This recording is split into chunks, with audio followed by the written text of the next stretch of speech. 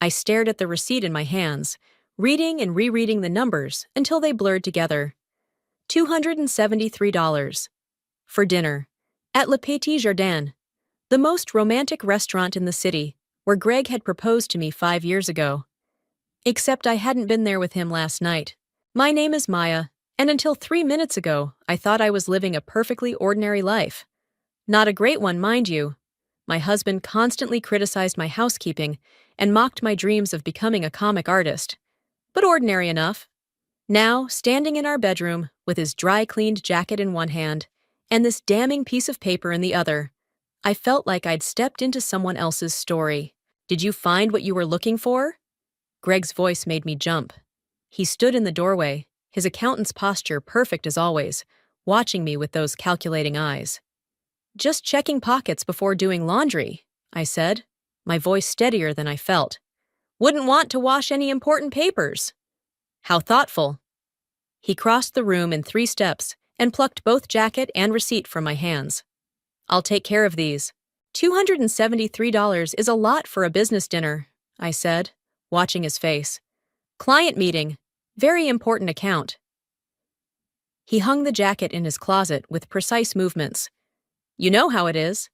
I did know how it was. Greg had been having a lot of important client meetings lately. Coming home late, working weekends. The classic signs were all there. I just hadn't wanted to see them. Was it worth it? I asked. The commission will more than cover the expense. He loosened his tie, still not looking at me. Speaking of money, have you given up on that comic book nonsense yet? We could use the extra income from a real job. The familiar jab barely registered through my numbness. I sold 3 pieces last month. And made what, $50? He snorted. That wouldn't even cover the appetizers from last night. My fingers curled into fists. Who was she? Greg froze for a fraction of a second before continuing to undress. I don't know what you're talking about. Le Petit Jardin isn't a business dinner location. It's where people go for romance. My voice cracked.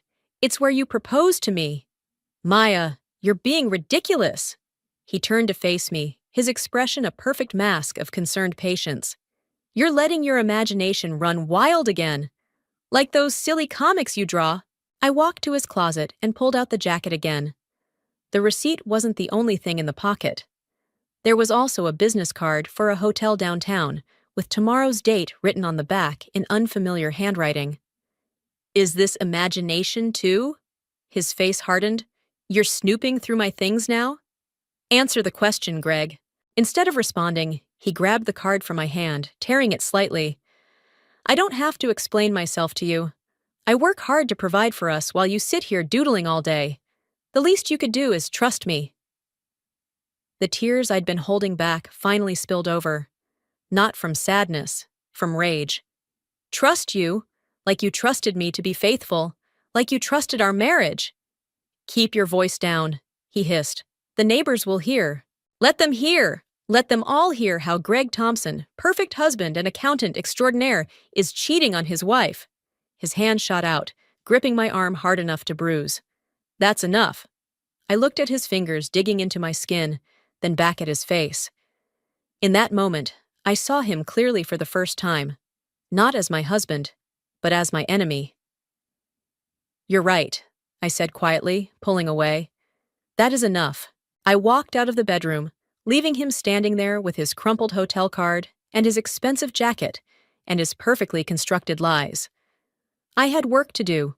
Real work, not the kind he approved of. I needed to plan.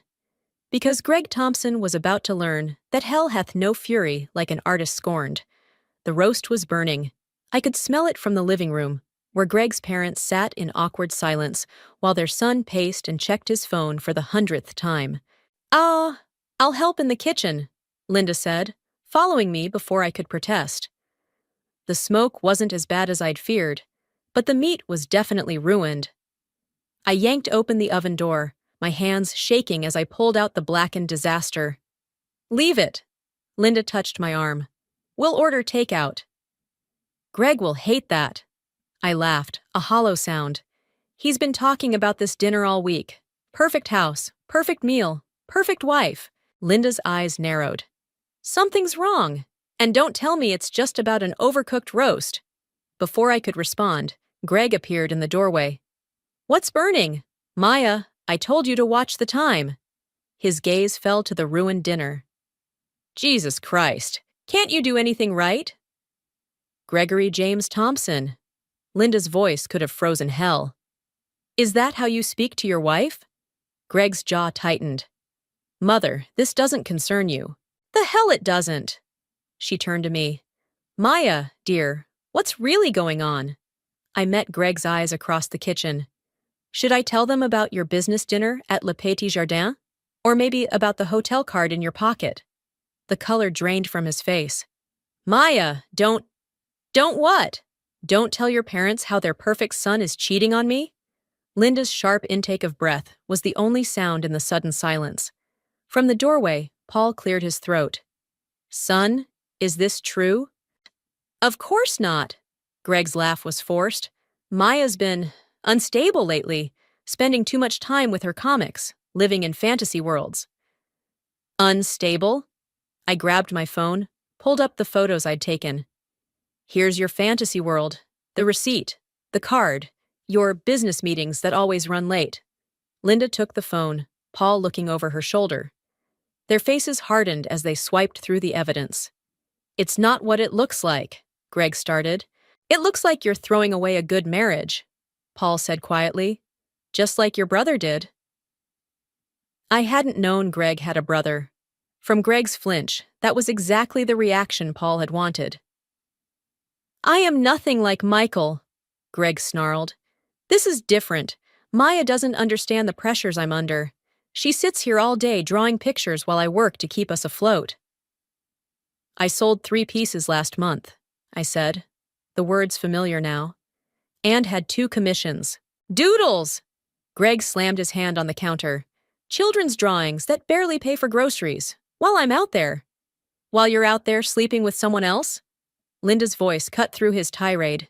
Is that what you were going to say? Greg's phone buzzed. He glanced at it, then quickly looked away, but not before I caught the flash of a female name on the screen. Is that her? I asked. Your important client? I have to take this. He headed for the door, but Paul blocked his path. Sit down, son. We need to talk about this.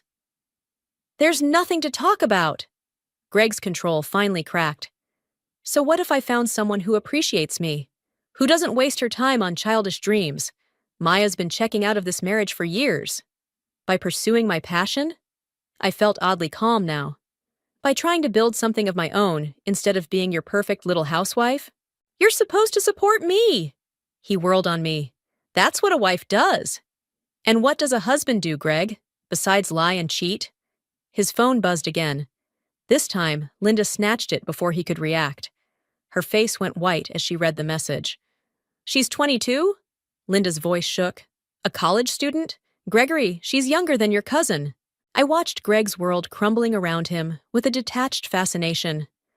All his careful lies, his perfect image, dissolving in the smoke of a burned roast and the harsh light of truth. I want you out, I said quietly. Tonight. This is my house. Not anymore. Paul's voice was final. Pack a bag, son. You can stay with us until you figure out what kind of man you want to be. Greg looked at each of us in turn, searching for an ally and finding none. Finally, his shoulders slumped. Fine, he spat. Keep the house, keep your comics, keep everything, but don't come crying to me when reality hits. Reality had already hit, and I was just getting started. The accounting firm's lobby hadn't changed in the 5 years since Greg first brought me here to meet his colleagues. Same potted plants, same geometric carpet, same disapproving receptionist. But this time, I wasn't here as Greg's wife. Maya! Mr. Bennett emerged from his office, his usual confident stride faltering when he saw me. I wasn't expecting... Is everything all right? Could we talk privately? He nodded, gesturing me inside. I caught a glimpse of Greg's empty desk through the glass walls of the main office, probably out for another business lunch. I need to know something, I said, settling into the chair across from Bennett's desk. And I need you to be honest with me. Bennett's fingers drummed against his leather desk pad. This is about Greg. You knew. It wasn't a question. I suspected. He sighed, reaching for a folder. These are expense reports from the last 3 months. Notice anything unusual? I flipped through receipts, dinner bills, taxi fares. All perfectly documented. All within company policy. Then I saw it. Le Petit Jardin, matched to the receipt I'd found in Greg's pocket. He's billing his dates to the company, claiming them as client meetings. Bennett's mouth tightened. I've been watching, gathering evidence. I was planning to confront him next week. My hands shook as I closed the folder. Why tell me this? Because 5 years ago, you showed me your portfolio. Real talent, raw but promising.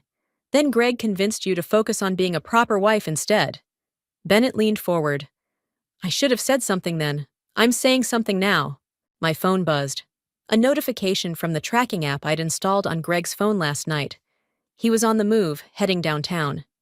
I need a favor, I said, showing Bennett the screen. Help me catch him in the act.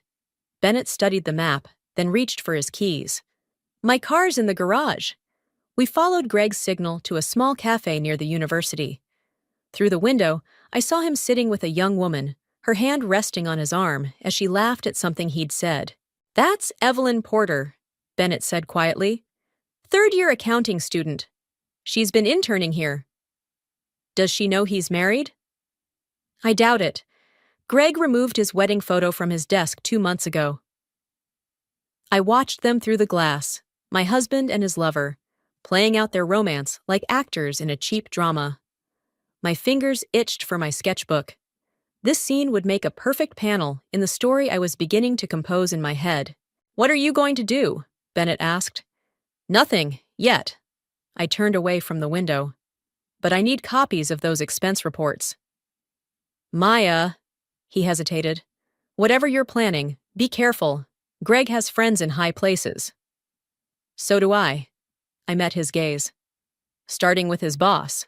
Back home, I spread the evidence across my drawing table. Receipts, photos, location data. Greg had been methodical in covering his tracks, but his perfectionism was his weakness. Every receipt, every reservation, every carefully documented business expense was another nail in his coffin. My phone rang. Linda. Maya, dear, how are you holding up? I'm fine. I traced the edge of a receipt with my finger. Actually, I need your help with something. There's a charity gala next month at the Riverside Hotel. The annual accountants' dinner? Greg mentioned it. He's taking Evelyn. I let that sink in. I think it's time we met her, don't you? Linda's intake of breath was sharp. What do you need? 2 tickets, and that green dress you wore to Paul's retirement party. The one that made all the partners' wives jealous? Linda's voice held a note of satisfaction. It's yours. But Maya, are you sure about this? Through my studio window, I could see Greg's car pulling into the driveway. Right on schedule, home from his romantic afternoon to play the dutiful husband. I've never been more sure of anything. I watched him straighten his tie in the car mirror. It's time everyone saw the real Greg Thompson. And the real Maya, Linda added softly. I smiled, picking up my pencil. Time to start sketching out the next chapter of my story, one where the quiet, submissive wife finally showed her teeth. Yes, I said. The real Maya, too. The email arrived at 3 a.m, jolting me from my half-hearted attempt at sleep. An unfamiliar address, but the subject line froze my blood. About your husband. My cursor hovered over delete, but something made me click instead. I thought you should know. I'm sorry. Below were photos, dozens of them. Greg and Evelyn at restaurants, parks, shopping together. The timestamps stretched back months, but it was the last image that made my hands shake. Greg in a jewelry store, examining engagement rings. The bedroom suddenly felt too small. I grabbed my keys and drove, not caring where, until I found myself parked outside Bennett's house. The lights were on despite the hour. Ha! I was wondering when you'd show up, he said, opening the door before I could knock. Come in, there's something you need to see. His home office was a war room of documents and photos. On his desk sat a familiar green ledger, Greg's private account book. How did you get this? Greg's been sloppy lately, left it at work. Bennett opened it to a marked page. Look at the transfers. Numbers swam before my eyes until patterns emerged. Regular payments to an account I didn't recognize. Large withdrawals that never appeared in our joint statements. He's been planning this, I said, the truth hitting like a physical blow. Setting up a new life with her. There's more. Bennett pulled up an email on his computer. The firm's opening a West Coast office. Greg's been pushing for the transfer. The paperwork lists him as single. A laugh bubbled up in my throat, bitter as poison. He's going to leave me anyway. All my evidence, all my plans for revenge, and he's already... Maya. Bennett's voice cut through my spiral. Look at the signature line on that transfer authorization. I squinted at the screen. The name jumped out, Michael Thompson. Greg's brother? The one who destroyed his marriage and disappeared with his mistress 10 years ago. Bennett nodded. Greg's using his brother's identity to hide the money trail. That's fraud. The implications hit me like lightning. If this gets out, he loses everything. His job, his license, possibly his freedom. Bennett closed the ledger. The question is, what are you going to do with this information? My phone buzzed. Greg asking where I was. Playing the concerned husband while building his escape route. The gala, I said slowly. It's not just about exposing the affair anymore, is it? Be careful, Maya. Once you start down this path. I'm already on it. I stood, gathering the documents. But I need one more favor. Name it. Help me understand these numbers. Every transaction, every hidden account. I met his eyes. I want to know exactly how deep this betrayal goes. Dawn was breaking as I drove home, my mind racing with possibilities. Greg was in the kitchen when I arrived, making coffee like nothing was wrong. Early meeting? He asked casually. I thought of the rings in the photo, the secret accounts, the carefully constructed lies. Something like that. You seem different lately. He studied me over his cup. Is everything okay? Perfect. I smiled, thinking of the evidence in my car, the plan taking shape in my mind. Actually, I've been meaning to ask, will you be my date to the gala? His coffee cup paused halfway to his lips. I thought you hated those events. Things change. I headed upstairs, pausing at the landing. People change too, don't they? He didn't answer, but I felt his eyes on my back as I climbed the stairs. Let him wonder. Let him worry. In my studio, I opened my sketchbook to a fresh page. But instead of comics, I began drawing numbers, accounts, transfers, the web of deception Greg had woven. By the time I was finished, it looked like a map of his downfall. And I knew exactly where to plant the first explosive. Linda's hands trembled as she examined the financial documents spread across her dining room table. Identity theft, fraud, embezzlement. My own son. There's more. I slid the jewelry store photos across the table. He's planning to propose to her. Paul's coffee cup clattered against its saucer. The gala's tomorrow night. And Greg's bringing her as his date. I traced the edge of a bank statement. He doesn't know I switched his +1 registration to my name. Maya. Linda reached for my hand. Are you certain about this? Once we do this, he's already destroyed everything.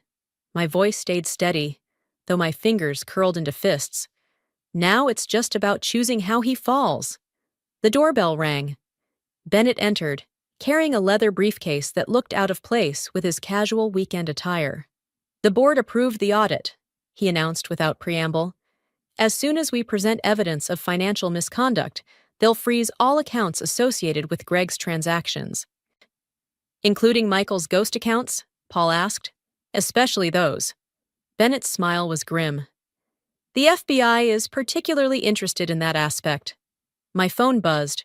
Greg, asking about my dress for tomorrow night, playing along while his escape plan sat in numbered accounts, waiting. What about Evelyn? I asked. She's innocent in all this. Is she? Linda's voice hardened. She's dating a married man. She doesn't know he's married. I pulled up her social media profile. Greg's been careful. No photos of us together. No wedding ring in their pictures.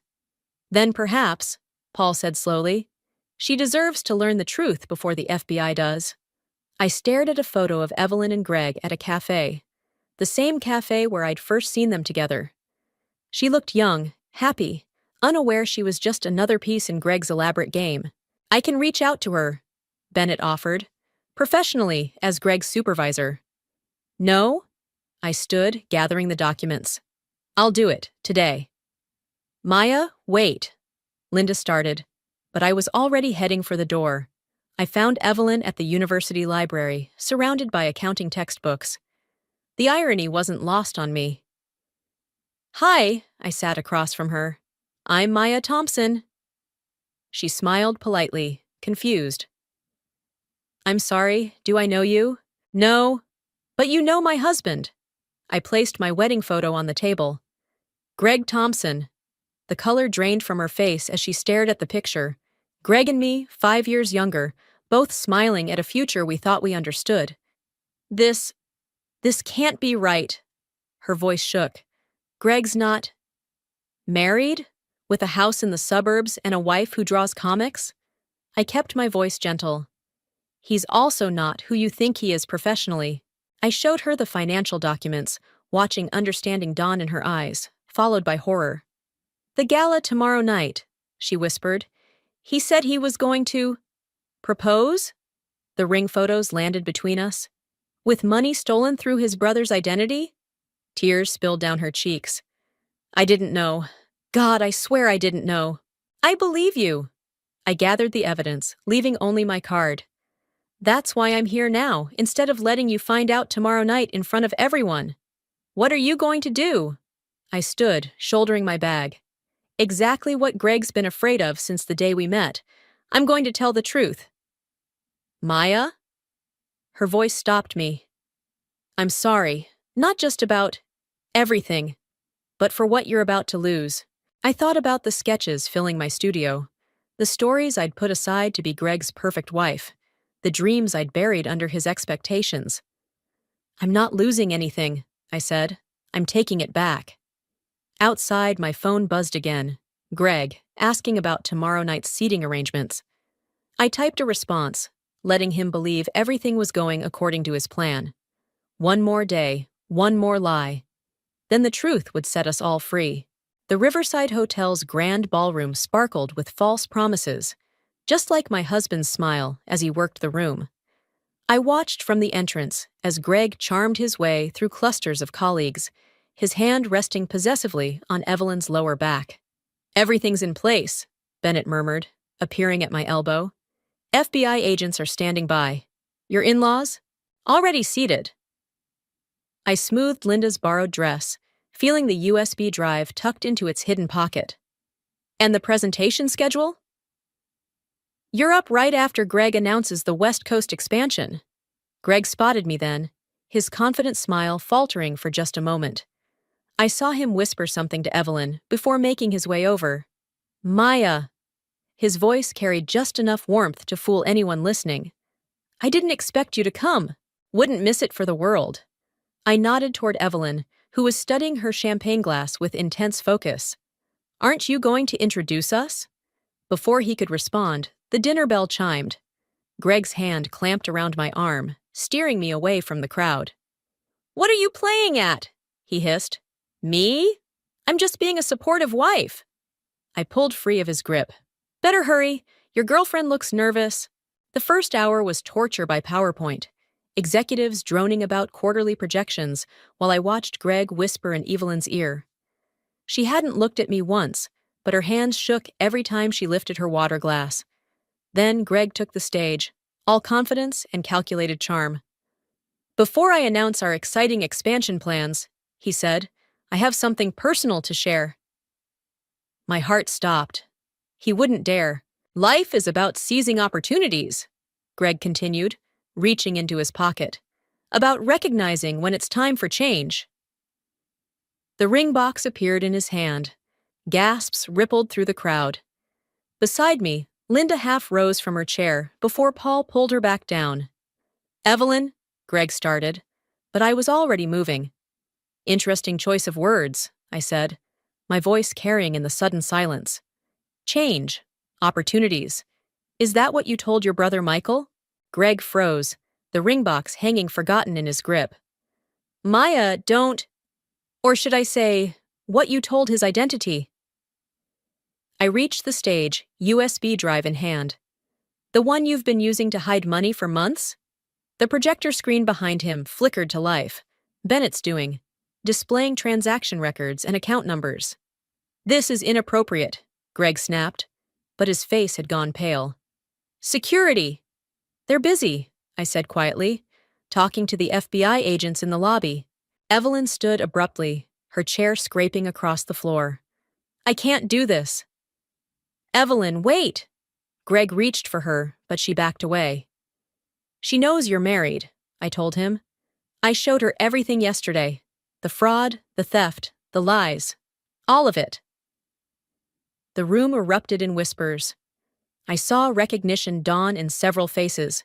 Executives who'd approved expenses. Colleagues who'd covered for him. You're lying! Greg's mask finally cracked, revealing the desperate man beneath. You have no proof! Actually, Bennett's voice cut through the chaos as he approached the stage. We have extensive proof, which is why the board has already frozen all suspicious accounts. Greg lunged for me, but Paul was faster, stepping between us. Don't make this worse, son. Worse? Greg laughed, a harsh sound. My own wife, my own parents, all of you conspiring behind my back? Like you conspired with my brother's identity? A new voice joined the fray. I turned to see a man who could only be Michael Thompson standing in the doorway, flanked by FBI agents. Greg's face went from pale to gray. Michael, you're supposed to be… In Europe? I was. Until Mr. Bennett tracked me down. Michael's smile was cold. Hello, little brother. We need to talk about identity theft. The agents moved forward as Greg backed away, his carefully constructed world crumbling around him. But instead of satisfaction, I felt hollow. Maya, he pleaded, reaching for me one last time. Everything I did, it was for us. For our future. No. I stepped back, watching as the agents approached. It was for you. It was always for you. The handcuffs clicked shut, echoing in the stunned silence of the ballroom. As they led Greg away, I caught a glimpse of his face. Not angry or defiant, but lost, like a child whose game had finally been discovered. I'd won. I'd destroyed him completely. So why did victory taste so much like ash? The holding cell smelled of disinfectant and despair. Greg sat across from me, his tailored suit wrinkled, his perfect facade cracked like a cheap mask. The engagement ring had left an indent in his pocket, a hollow promise for a hollow man. Sign the papers, I said, sliding the divorce agreement across the metal table. You're enjoying this, aren't you? His voice was raw. Watching everything I built crumble. Everything we built. I tapped the papers. The house is already sold. Your parents are handling the proceeds until the court decides what's legitimate. My parents? He laughed, a brittle sound. Did you know they're letting Michael stay with them? My own brother, the one who abandoned his family, and they welcome him back like nothing happened. He didn't abandon them, Greg. He escaped. Just like I'm doing. Ah, is that what this is? Escape? He leaned forward, eyes fever-bright. Or is it revenge? The question hung between us like smoke. Through the observation window, I could see Bennett waiting with the FBI agents, files ready for Greg's cooperation. You know what's funny? I pulled out my sketchbook, the one he'd always mocked. I finally figured out why you hated my comics so much. They were the one thing you couldn't control. Your childish drawings? His lip curled. They were a waste of time. They were freedom. I opened to a new sketch, his arrest at the gala, captured in stark lines and harsh shadows. And now they're evidence. Every transaction, every lie, documented in art, even a jury can understand. You're still so naive. He pushed the divorce papers back without signing. You think this ends with me in jail and you living your artist's dream? I protected you from reality, Maya. The real world isn't a comic book. No. I stood, gathering my things. The real world is where men like you face consequences. I loved you. His voice cracked. Everything I did was for us. The affair? The stolen identity? The secret accounts? I paused at the door. Tell me, Greg, which part of destroying me was for us? I never meant to. He stopped, shoulders slumping. What do you want from me? I want you to sign the papers. I want you to plead guilty. And I want you to look at this. I placed my latest comic on the table. A web series about financial fraud and betrayal, told through the eyes of a woman finding her power. The first episode had gone viral overnight. Congratulations, he said bitterly. You've turned our marriage into entertainment. No, I turned it into justice. I opened the comic to the last page, where a familiar scene played out in panels. Your brother's identity theft, the affair, the embezzlement. It's all here. Clear enough for everyone to understand. His hands shook as he flipped through the pages. I watched his expression change as he realized what I'd done. Turned his complex financial crimes into a story anyone could follow. His perfect scheme, exposed through the very medium he'd dismissed. You'll destroy my whole life with this. You did that yourself. I pushed the divorce papers forward one last time. I'm just drawing the pictures. For a long moment, he stared at the documents. Then, slowly, he picked up the pen. Nah, I never thought you had this in you, he said, signing his name. This darkness. That's because you never really saw me at all. I collected the papers and turned to leave, but his voice stopped me. Was any of it real? Us? I looked back at my husband, this stranger I'd shared a bed with for 5 years. The love was real. The lies were yours. Outside, Bennett waited with the plea agreement. He'll talk?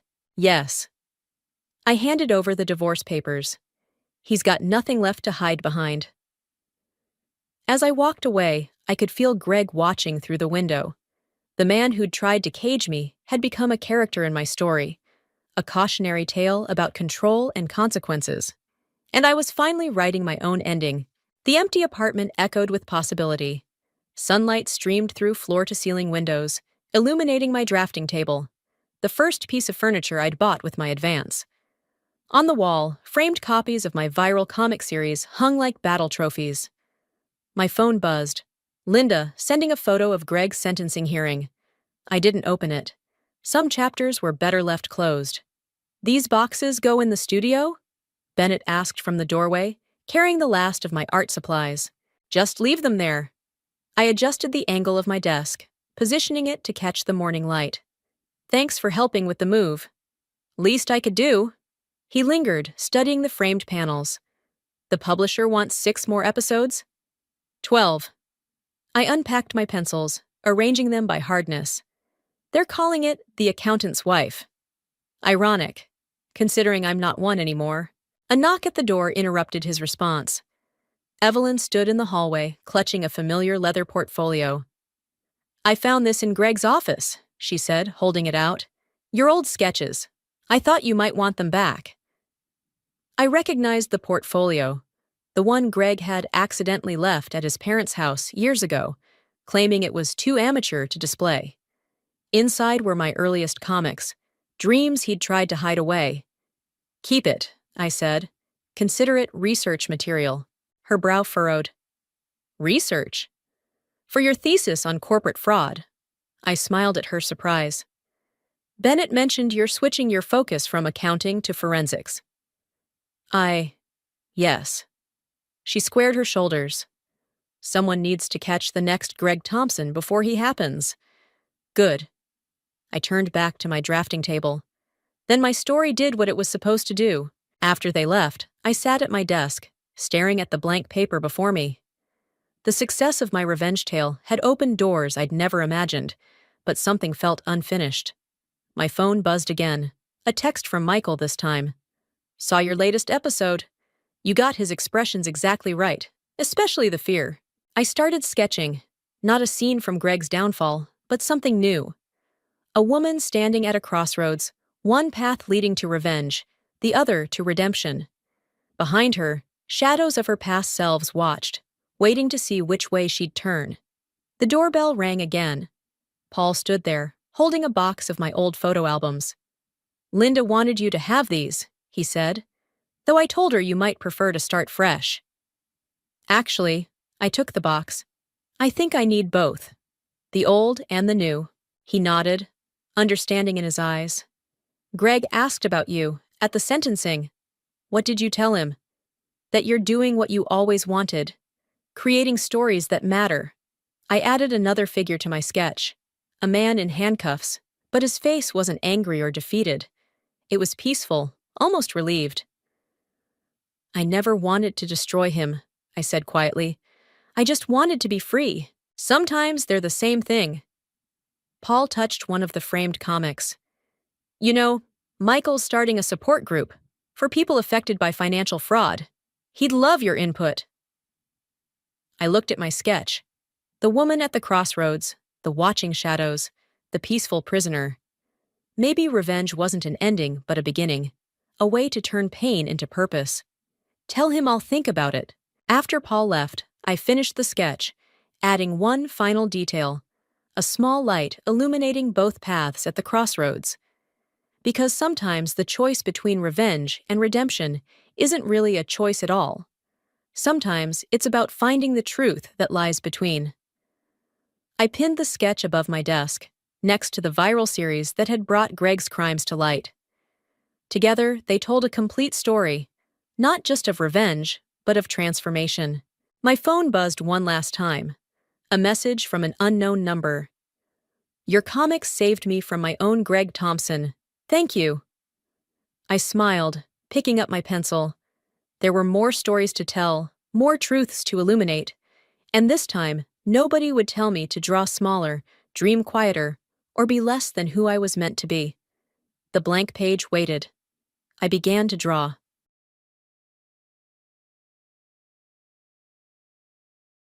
So, there I was, elbow deep in a bin of discounted scarves at Maribel's, my workplace, and practically my second home, when I first heard his voice. "Hey, is this the line for the register, or are you just guarding the best deals for yourself?" I popped my head up, a bit annoyed at first. After all, snagging the best bargains required focus. But then I saw him, James, with a crooked smile and a camera slung around his neck. "No line here," I said, standing up and straightening my blouse, a vintage find I was particularly proud of. "Just making sure none of these treasures slip away." He laughed, a nice, easy sound. "Mind if I dive in?" "I'm looking for something to jazz up a shoot. I'm a photographer." "I could tell by the camera," I said, and we both laughed.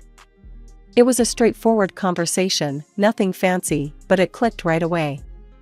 James had an eye for style, which I guessed came with his job. As we talked, he mentioned he was at Maribel's to pick out accessories for a fashion show shoot. I told him about my knack for putting together killer outfits from sale items and leftovers. We chatted more about fashion, photography, and our favorite spots in the city to find hidden gems. Before we knew it, an hour had passed and we were still rifling through the bins together. "You know, you should come to the fashion show this weekend," James suggested. "See what I do with these scarves you helped me pick." I hesitated for a moment. I wasn't used to getting invites to shows, usually just cleaning up after them at the store. But something about James's straightforward manner made me want to say yes. "All right, I'll come.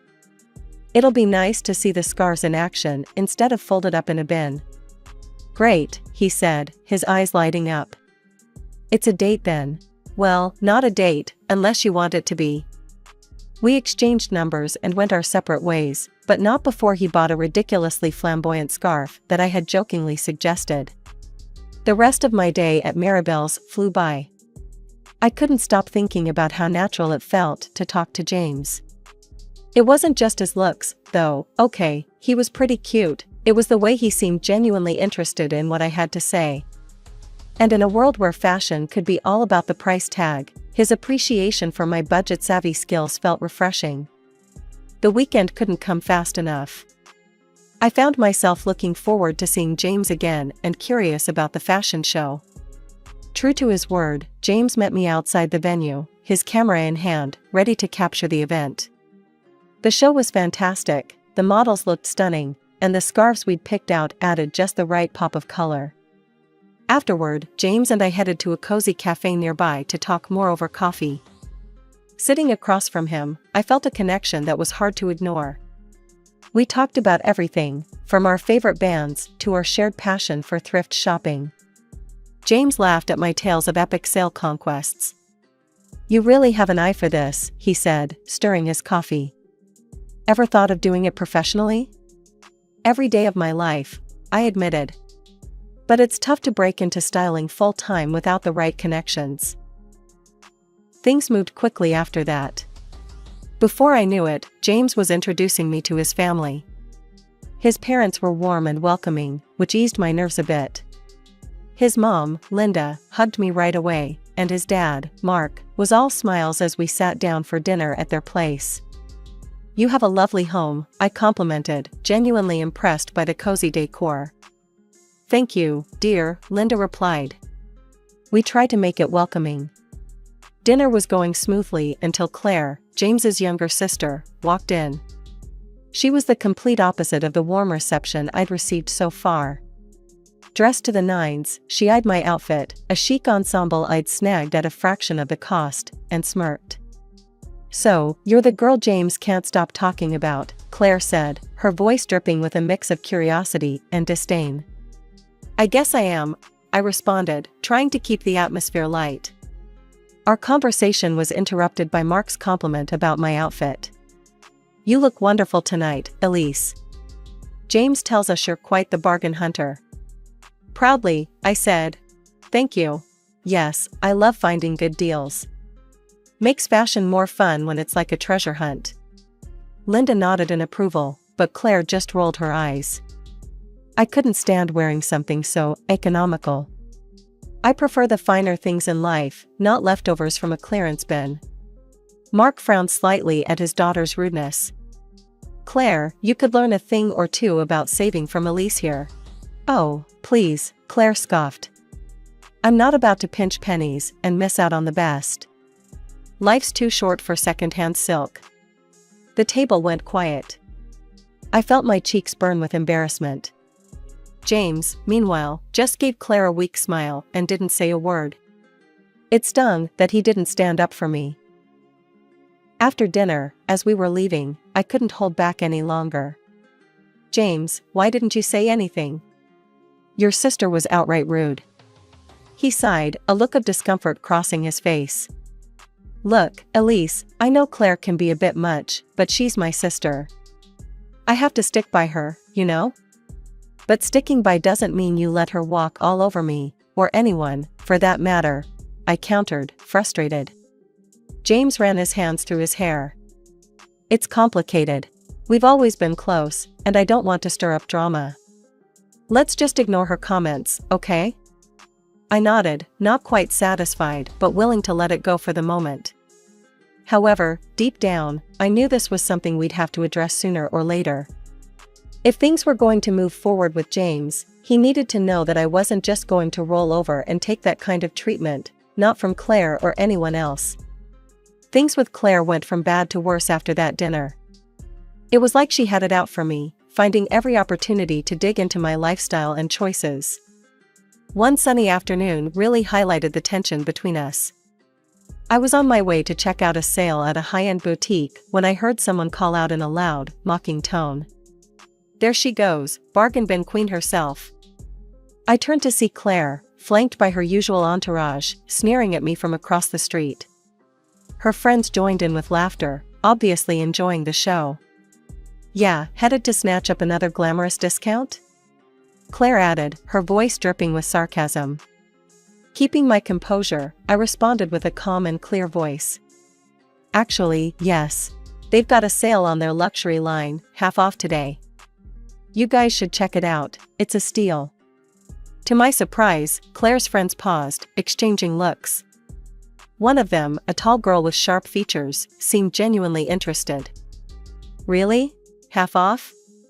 That sounds like a great deal actually. Yeah, let's go see, another chimed in, and just like that, the group crossed the street towards me, leaving a fuming Claire behind. She huffed and stomped her foot, clearly not used to being ignored.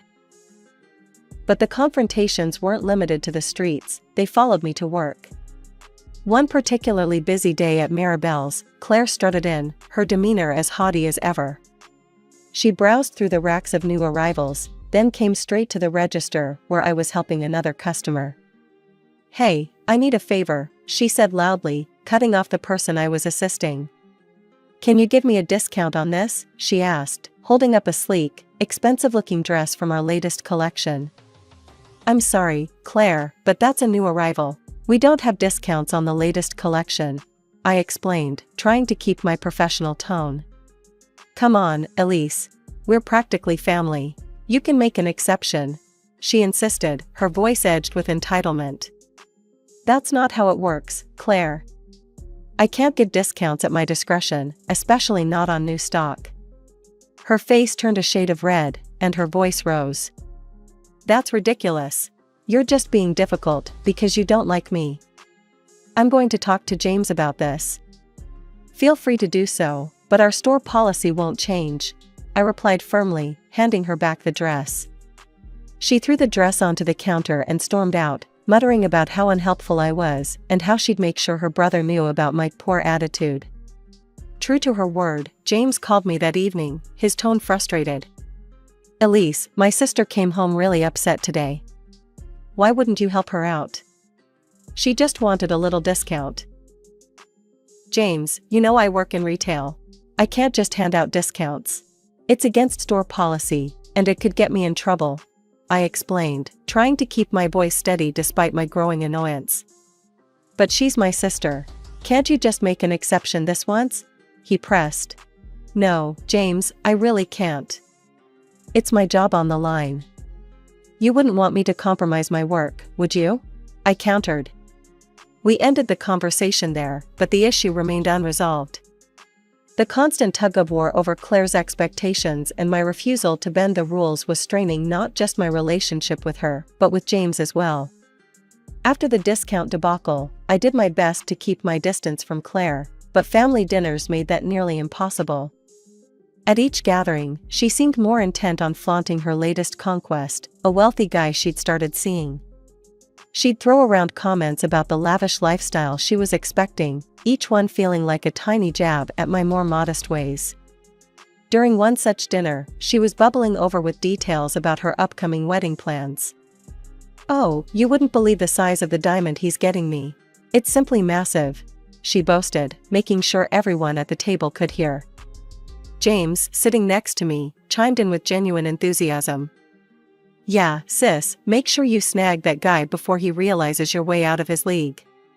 He laughed, nudging her playfully. The conversation drifted to other topics, but the undercurrent of Claire's bragging lingered. It was clear she loved the spotlight. Meanwhile, James turned to me with a softer expression once we were alone in the car. You're quiet tonight. Everything okay? He asked, reaching over to squeeze my hand.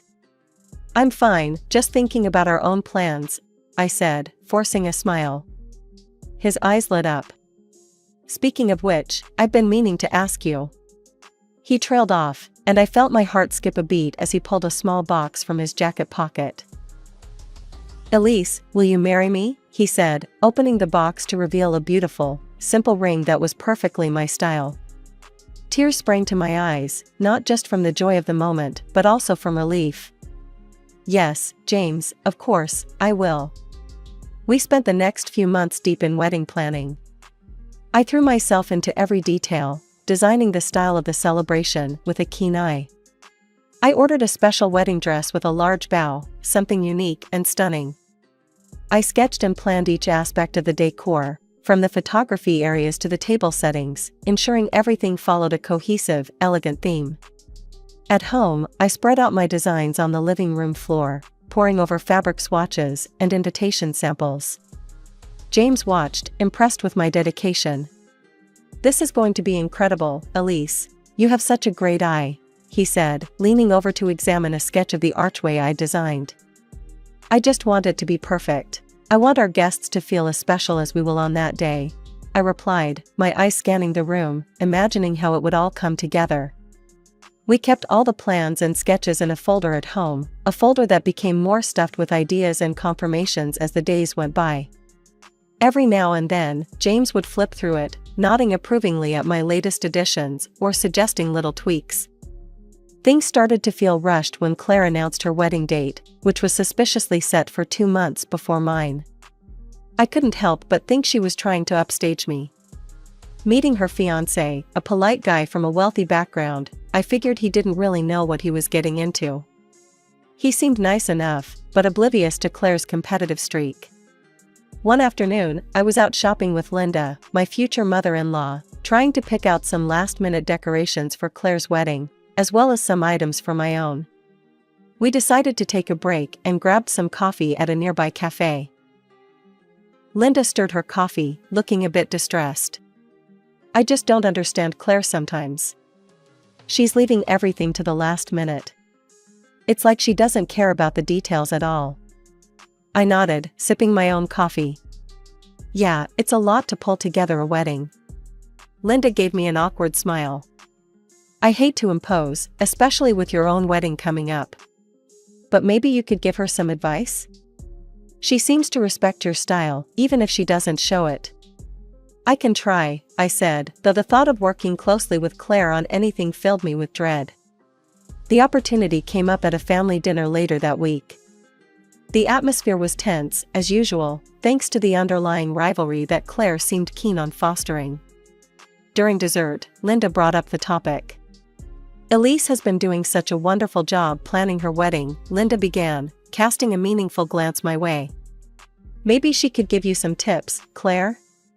Claire, who had been halfway through bragging about her honeymoon plans, paused and looked at me. Her expression was hard to read. Thanks, but no thanks, Mom. I've got it covered. Relief washed over me, and I quickly chimed in. Of course, whatever works best for you. Yeah, I want my wedding to be unique, you know? Not like anyone else's, Claire added, a bit pointedly. The conversation moved on, but the jab lingered in the air. I just shrugged. If Claire wanted to take on everything herself, that was fine by me. Less drama to deal with. As the days ticked down to Claire's wedding, I threw myself into finalizing my own plans. My days were filled with calls to vendors, fittings for my dress with the large bow that I adored, and meetings with the decorator to ensure every detail was perfect. The moment I arrived at Claire's wedding venue, my heart sank. It was like walking into a mirror image of the wedding I had been planning for months. The floral arrangements, the decor, even the small touches I'd prided myself on choosing were all there, as if lifted straight from my sketches. Can you believe this? It's all so gorgeous. Linda exclaimed, completely unaware of the origin of the designs. I barely managed a nod, my eyes scanning the setup. It was more than just resemblance, it was a carbon copy. My mind raced, trying to understand how this could have happened. Then, Claire and her fiancé made their entrance, and my breath caught in my throat. She was wearing the exact dress I had custom ordered, down to the last detail, and clutching the bouquet I had so carefully designed. The sight was a gut punch. I pulled my phone out and dialed James, my hands shaking. James, where are you? We need to talk. Now. He picked up, his voice strained. Hey, I'm at the back with the guys. What's up? How could Claire's wedding look exactly like what we planned? The decorations, her dress, even the flowers, how, James? There was a pause, a moment of silence that felt like an eternity. Elise, it's all a misunderstanding. You're overthinking it. Overthinking it? I could hardly believe what I was hearing. I needed answers, and I needed them now. Ending the call, I marched over to where Linda was standing with Claire and her groom, just as another relative was gushing about the decor. It's just stunning, Claire. The creativity here is amazing. How did you come up with all this? They asked, their voice filled with admiration. Claire glanced at me, her smile faltering for a moment before she regained her composure. Oh, I've been planning this for months. Wanted to keep it a surprise. I couldn't hold back. Really, Claire? When did you start planning? Because it looks exactly like the plans I have at home. The ones I showed to James. The area went quiet. Heads turned. Claire's face turned a shade of red, but it was James's reaction that caught my attention. He hurried over, his expression pleading. Elise, let's not do this here. It's her big day, he whispered, trying to lead me away by the elbow. Ignoring his attempts, I pressed on. No, James. I want to know why our wedding, has been replicated here today. Linda, looking between us, finally spoke up. What's going on? Elise, are you saying these are your ideas? Yes, I said firmly. Every single one of them. And the dress. That's my dress, the one I chose for our wedding. The crowd murmured, and Claire's husband looked between us, confusion written all over his face. James finally spoke, his voice calm but cold. Elise, the wedding is months away. I thought it wouldn't matter. Claire liked the ideas, and it saved money. The guests watched, some with open curiosity, others with discomfort. Linda looked devastated, her hands covering her mouth. I stood there, the weight of the betrayal sinking in. Not just Claire's, but James's, the man I was supposed to marry, who had so casually handed over my dreams to appease his sister. James, how could you think it's okay to give my wedding dress to your sister? I demanded, my voice sharp enough that it drew more eyes toward us. It's just a dress, Elise, he replied, his tone dismissive, which only fueled my anger. You can wear it again, and no one will remember by the time we have our wedding. It's not a disposable item. My shock at his response was palpable. Not disposable? That's not the point, James. It's about respect, about the promises we made to each other. How could you disrespect me like this, for her? I gestured toward Claire, who stood a few feet away, a smug smile playing on her lips. Seeing my distress, she couldn't resist gloating. I just wanted to look beautiful today, and I did. Thanks for the dress, by the way. It's nice to know I'll wear it before you do, makes it extra special, doesn't it? Her words were like a slap in the face. The crowd murmured, some in shock, others unsure of where to look. I'm not doing this, James. I can't marry someone who thinks so little of me, someone who sacrifices my happiness for his sister's whims, I said loudly, my voice steady despite the turmoil inside. Before he could respond, his parents stepped forward. Linda looked heartbroken, Mark's face was set in a hard line of disapproval. James, what you did was wrong. You should have stood by Elise, not undermine her, Linda said, her voice tinged with sadness. Mark chimed in, his tone harsh. And Claire, we are ashamed of your actions. Stealing someone else's ideas, gloating about it. That's not how we raised you. Finally, the groom's parents, who had been quietly observing, spoke up, their words grave and full of disappointment. You can't start a family life based on lies, Claire's future father-in-law stated sternly. Hearing this, Claire lost any semblance of control. I don't care about any of you.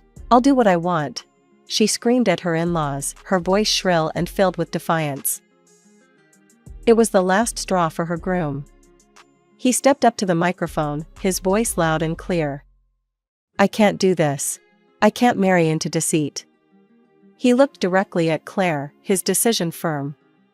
I'm sorry, but there will be no wedding today. The reaction was immediate. Claire's face crumpled, and she started yelling at him, at her parents, at anyone who would listen. James, ever the peacemaker, tried to soothe her, but the damage was done. His parents looked on, dismayed and disappointed. This is all your fault, Elise. James spat out, his words laced with blame. You ruined my sister's wedding day. No, James, I said, my voice calm but cold. Claire ruined her own wedding day. And you chose not to see what was happening because you didn't want to upset her. I walked out, not looking back, the sound of arguing fading behind me. As I stepped outside, the cool air felt like a balm. I was free from the twisted loyalties and deception that had marred what should have been a joyful occasion. Breaking up with James was like ripping off a band-aid. It hurt like hell at first, but it was necessary for healing. After the disastrous end to Claire's non-wedding, I realized I couldn't just let it all slide. There were too many expenses piled up, too many plans trashed because of what James did. So, I got myself a lawyer. The day of the hearing, the courtroom was tense. The judge called the session to order, and my lawyer laid out the case, presenting receipts, contracts, and testimony from various vendors. But the turning point came when Linda, surprisingly, agreed to testify. Her presence gave me a jolt of confidence. "Linda, can you tell the court about the events leading up to the wedding that didn't happen?" my lawyer asked. "Yes," Linda started, her voice steady but filled with regret. "My son gave his sister the wedding dress and decorations that were meant for Elisa's wedding. It was done without Elisa's consent. I was very disappointed." "And in your opinion, did this action directly affect Elisa's decision to cancel the wedding?" the lawyer continued. "It did. It was the last straw for her, and honestly, I can't blame her," Linda replied, casting a sad glance my way. The judge nodded, jotting down notes. James's lawyer tried to paint it as a minor misunderstanding, but the evidence was overwhelming. After a long deliberation, the judge ruled in my favor. The court finds for the plaintiff. It is clear that the actions of the defendant led directly to the financial losses and emotional distress suffered by Ms. Elise. With the compensation I received, I did something I should have done years ago. I enrolled in a stylist course specializing in wedding fashion. The money helped me quit my job at Maribel's, giving me the freedom to focus entirely on building my dream career. Months later, my phone buzzed with appointment requests and messages from clients. My services were in demand, my ideas fresh and respected. One afternoon, while arranging some portfolios, my phone rang. It was Linda. "Elise, I just wanted to say.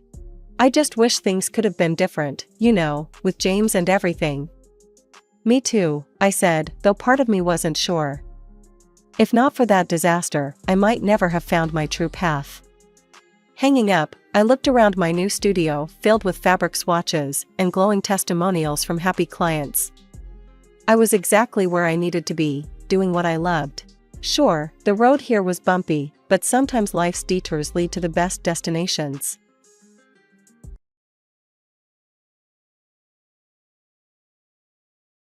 Hi, I'm Emily. My dad was everything to me. We were a team, just me and him ever since Mom died when I was little. Dad was a truck driver, always pulling long hours to make sure we had enough.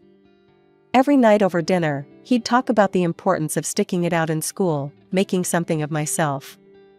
He managed to save just enough to get me started in college. It was at college during orientation week that I bumped into Mark. Literally bumped into him, spilling his coffee all over his shirt. "Watch it," he snapped at first, eyes flashing annoyance. Then, his face softened as he took a good look at me.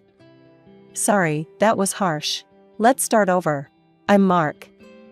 "Emily," I mumbled, still mortified about the coffee. "Really sorry about the shirt." "It's just coffee. No harm done," he laughed, waving it off. "You here to study what, Emily?" "Financial analysis," I replied. He grinned, pointing to himself. "Same here. Looks like we're gonna be classmates." Mark was charming, with a quick smile and quicker wit. We hit it off instantly. Spending time with him felt easy, like slipping into a warm bath. Before long, we were thick as thieves, hanging out after classes, studying together, and grabbing late-night snacks at the 24-hour diner near campus. Then, just as I thought life was finally on my way up, it crashed. Dad died unexpectedly. Heart attack, out of the blue. The rug was pulled from under me, and down I went. There were no savings, nothing but the apartment we lived in. College funds? Gone. My world, my plans, all up in smoke. I was lost, but Mark stepped in. One evening, a few weeks after the funeral, He came over with a six-pack and a takeout box from our favorite Chinese place. We sat on the worn-out couch in my living room, surrounded by Dad's old books and pictures. "What about moving in together?" Mark said, his voice firm. "You know, cut down on expenses. We could make it work." I stared at the floor, not sure what to think. I don't know, Mark. I can barely afford to keep this place. Listen, we get married, move in here together. I'll keep studying, you work for now, and when I'm done, it's your turn. I'll support us then," he proposed, his eyes earnest. The idea sounded crazy, but there was a sincere ring to it. Maybe it was the grief fogging my brain, or maybe it was the desperate hope fluttering in my chest, but I nodded slowly. "Okay, let's do it. But promise me, when you graduate, it'll be my turn." "Promise," he said, reaching across to squeeze my hand. We got married 2 months later at a courthouse, with a couple of Mark's friends as witnesses. Dad's apartment became our home, our little island in the storm. My days blurred into nights as I shuffled between 2 jobs, just to keep our heads above water. By day, I was slinging coffee and plates at a bustling cafe, and by night, I sold pastries at a local bakery. Exhaustion became my constant companion, but quitting wasn't an option, not with Mark buried in his textbooks and our bills piling up. Mark's study schedule meant he was home a lot. You'd think that would make things easier, but it didn't. He had his finals coming up, and the stress turned him into a bear. The smallest things set him off, especially if dinner wasn't ready when he expected it. One night, I came home later than usual, my arms aching and my feet swollen from the long shifts. The house was dark except for the flicker of the lamp over Mark's study table. I dropped my keys on the counter and winced at the noise. Almost instantly, Mark's head popped out from his books, his brows knitted in annoyance. "Where have you been?" "I've been waiting to eat. There's nothing ready?" His voice was sharp, each word like a jab. I sighed, leaning against the doorframe. "I'm sorry, Mark. The bakery was slammed today. I haven't even had a chance to take off my shoes yet." "Well, I'm starving. I can't study on an empty stomach, Em." His voice softened a bit, but the irritation was still there, hanging between us like a thick fog. "I'll fix something quick," I mumbled, pushing past the fatigue. I rummaged through the fridge, pulling together what little we had to whip up some scrambled eggs and toast. Not exactly gourmet, but it was the best I could do on short notice. It wasn't just the stress of our living situation weighing on me. There were also Mark's parents, Richard and Marianne. Both well-educated, well-spoken, and well-off, they never missed a chance to remind me that I didn't quite fit their idea of a suitable match for their son. Visiting them was an ordeal. Their old house was like a fortress of books and high culture.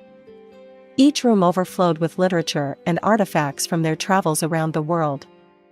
The first time I stepped into their living room, Marianne had eyed my second-hand jeans and faded college sweater before offering a thin-lipped smile. "Emily, dear, have you read the latest by Jonathan Franzen?" "Oh, but of course, you've been too busy working your, how many jobs is it now?" Her tone was honeyed poison. Richard was no better. "It's a fascinating treatise on the socio-political landscape of contemporary America. But, let's discuss something simpler." His chuckle was a soft knife, and I felt my cheeks burn with humiliation. I tried to hold my own, to nod along, to throw in a comment here and there, but it was like shooting arrows in the dark. Eventually, I stopped trying. One evening, after a particularly grueling shift at the cafe, I mustered the courage to tell Mark how I felt. "Your parents, they don't think I'm good enough for you, do they?" I asked him as he clicked away on his laptop. Mark didn't look up. "Look, they're my parents. They have their ways, but they mean well." "You're overreacting." I knew then that arguing was pointless. He couldn't see it, wouldn't see it. So, I pulled back, retreating into my shell of work and solitude. Mark continued to visit his parents alone, often staying overnight. I wasn't invited, and I didn't ask to be. When Mark finally graduated and landed a decent job with a good salary, I felt a weight lift off my shoulders. Now it's my turn, right? I remember asking him one evening as we sat down for a rare quiet dinner. Mark had just started talking about his new role at the company, buzzing with excitement over the projects he was handling. "Yeah, about that," he said, his fork pausing midair. "Look, things are tight right now. The job pays well, but we've got bills, debts. You know how it is." I nodded, biting back my disappointment. "I get that, but we talked about this, Mark. It's supposed to be my turn. I was thinking I could start with just a couple of classes. I'll keep working at the bakery to help out." He shook his head, a frown creasing his forehead. "Emily, be realistic. We need every penny we can get. Forget about college for now." The resentment that had been simmering inside me boiled over. "I supported you," I snapped. "I worked 2 jobs, Mark, so you could have this, so we could have this. And now you're telling me to forget my dreams?" He didn't look at me. "It's not like that, and you know it. Things change. We need to be practical." Practical. The word hung in the air between us, heavy and cold. But before I could argue further, life threw us another curveball. I found out I was pregnant. All thoughts of school were pushed to the back burner as we prepared for our new arrival. Lily came into our lives like a storm, fierce and beautiful. I threw myself into motherhood with all I had, but the strain on our marriage didn't ease. If anything, it grew worse. Mark was distant, often coming home late, and when he was around, he critiqued my parenting. "You need to push her more, he'd say as he watched me play with Lily. "She needs to start learning early. I've signed her up for French lessons and a toddler developmental center." "She's 2, Mark," I would protest, feeling the familiar flare of anger. "She needs to play, to be a kid." Mark had been sorting through some papers, not really listening. At that, he looked up, his expression hard. "Maybe if you had some education, Emily, you'd understand the importance of what I'm doing for her." The words said a lot. They said I was just the uneducated wife, good enough to work and pay bills, but not good enough to be a real partner in raising our daughter. When Lily turned 5, the gap between me and my family widened into a chasm. Mark's parents took it upon themselves to completely oversee her upbringing. They showed up at every school event, every concert, parading around as if they were the primary caregivers. Mark didn't just allow this, he encouraged it. It got to the point where he actually forbade me from attending school events.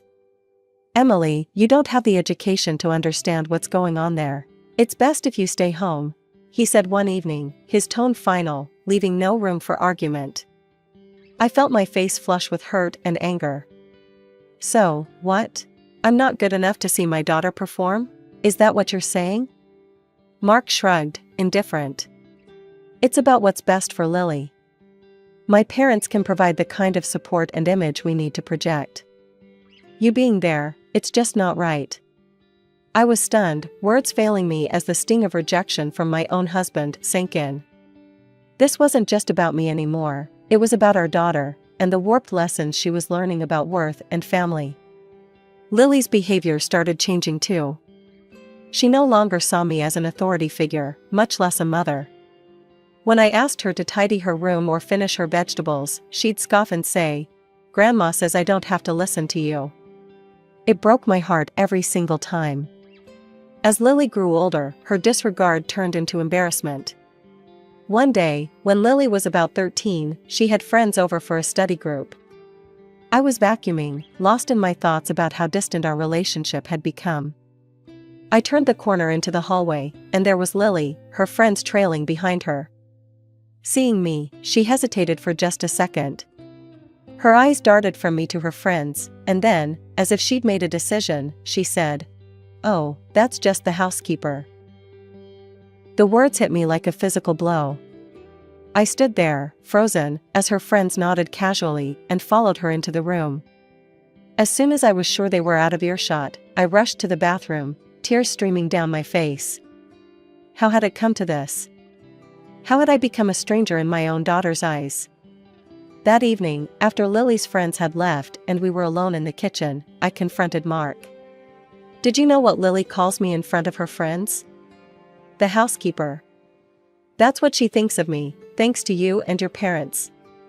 Mark didn't even have the decency to look surprised. He just kept scrolling through his phone. Well, what did you expect, Emily? You set yourself up for that by never pushing back. If she doesn't respect you, it's because you never demanded it. I stared at him, the man I had married, the man I had supported through college, and didn't recognize him. He was a stranger, one who valued appearances over family, image over substance. Turning 36 was supposed to be a fresh start, a chance to mend fences and rebuild the bridges. With that little hope, I booked a table at one of the nicer restaurants in town, a place where Mark and I once celebrated happier times. I even splurged on a new dress, something simple yet elegant, hoping to light up Mark's eyes like I used to. I came home that evening, the fabric of my new dress swishing softly against my legs, feeling a mix of nerves and excitement. Mark, Lily, hurry up and get ready. I booked us a table for my birthday. It's going to be special, I announced, trying to inject some cheer into my voice. Mark looked up from his laptop, his face blank, while Lily didn't even bother to pause her video game. Go out with you? In that? Mark snorted first, and then Lily joined in, her laughter sharp and mocking. What's wrong? I frowned, looking down at my dress. You think you look good? You look like a scarecrow, Lily scoffed, her words slicing through me. I'm not going anywhere with you. You'll just embarrass us. Yeah, let's not pretend we're some happy family. You're just an ignorant loser, Emily. What were you thinking? Mark's voice was cruel, devoid of any warmth. The room spun a little, their words hitting like physical blows. But I thought we could all have dinner together, like a family, I stammered, my voice barely above a whisper. A family? With you?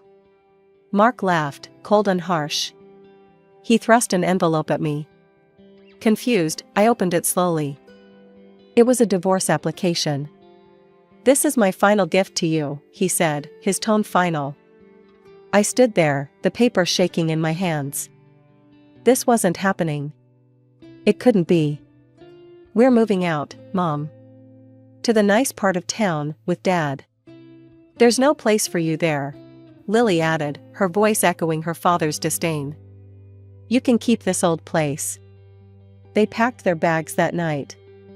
I watched, numb and broken, as they hauled their belongings out of the apartment. Mark didn't look back, his steps never faltering. Lily followed him, her eyes avoiding mine, as if I were a stranger, not the mother who had cradled her, soothed her nightmares, and cheered for every little milestone. The door slammed shut, the sound echoing through the now empty apartment. I sank to the floor, my birthday dress crumpled beneath me, the divorce papers clutched in my fist. The tears came then, hot and unending, mourning not just the end of my marriage, but the loss of my daughter, my family, my whole world. The divorce was a brutal affair, stripped of any dignity or semblance of the love. When Mark sued for sole custody of Lily, claiming I was unfit due to my educational status and financial instability, the courtroom felt colder than any place I had ever been. Sitting there, the harsh lights of the courtroom felt like a spotlight, illuminating every failure I ever thought I had hidden. My in-laws were there, right beside Mark, united in their disdain for me. Richard, with his sharp suit and sharper tongue, didn't miss a chance to emphasize my inadequacies. She simply lacks the capabilities to provide Lily with the environment she needs, Richard testified, his voice smooth and confident. Her lack of education and refinement, quite frankly, it's not up to the standard a child like Lily deserves. Marianne nodded along, her agreement silent but palpable in the tight press of her lips. I wanted to scream, to tell them that love can't be measured in diplomas or bank statements, but the words choked in my throat, strangled by the weight of my grief. When it was my turn to speak, my voice was a mere whisper, barely audible even in the hushed courtroom. I have always done my best for Lily. I love her more than anything, and all I've ever wanted was to make her happy. The judge looked at me, his expression unreadable, and then scribbled some notes that felt like the final nails in the coffin of my parental rights. The gavel fell with a sound that echoed like a door slamming shut on my heart. Custody was granted to Mark, and with it, a clear message: I was not enough. Walking out of the courthouse, the sky was a brilliant blue, mocking me with its clarity. I felt anything but clear. Everything was a blur: the faces, the city, my future. But amid the chaos of my thoughts, a spark of defiance flickered to life. They thought I was done, that I would crumble, but I wouldn't give them the satisfaction. I turned to my old friend Sarah, who had come to support me at the trial.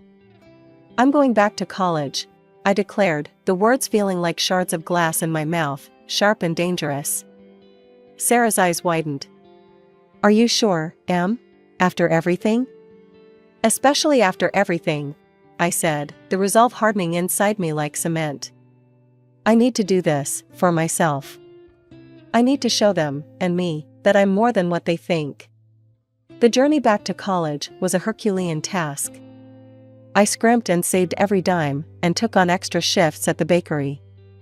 The nights were long, filled with textbooks and the soft hum of my old laptop as I revisited lessons I had abandoned years ago. Social media was a constant reminder of the life I had lost. Pictures of Mark, Lily, and a woman with a too bright smile in luxurious settings filled my feed. They looked happy, untouched by the turmoil they had left in their wake. The sting of their apparent happiness fueled me, driving me to study with even more vigor. By the end of the semester, my grades were at the top of my class. The professors took notice, often using me as an example for younger students. See what determination looks like, they would say, pointing to my work. The recognition was bittersweet. With each accolade, I felt a mix of pride and sorrow. Pride for my achievements, sorrow for the reason behind my drive. But no matter how hard it was, I pushed forward, building a new life from the ashes of the old. Graduation day was a blur of pride and pomp, my name echoing in the auditorium as I walked across the stage, diploma in hand. My professors furnished me with glowing recommendations that opened doors I once thought permanently closed. I landed a job at a reputable financial firm. Starting as a junior analyst, I immersed myself in work, my life becoming a cycle of reports, meetings, and endless learning. Within 5 years, I was leading my own department, a testament to the relentless nights and skipped social outings. Life wasn't just about work, though. I bought a sleek, new car, one that hummed under my touch and gleamed under the city lights. My apartment, once a cramped space filled with reminders of a painful past, was traded in for a modern, spacious loft in a vibrant part of the city. I revamped my wardrobe, my new clothes sharp and empowering, each piece a reflection of the new me. I even changed my hairstyle, opting for a chic cut that framed my face with confidence. Then, one day, as I scrolled through job listings to see what the market was offering, I froze. There, in bold letters, was an opening for a department head at a familiar company. It was Mark's company. The irony wasn't lost on me. A wicked part of me buzzed with the thrill of the potential drama. I applied, driven by the desire to restore justice. The interview was a series of rapid-fire questions, my answers sharp and sure. The panel was impressed, and by the end of the week, I had the job.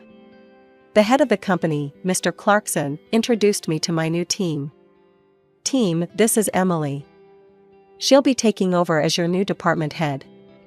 I expect everyone to give her your full cooperation.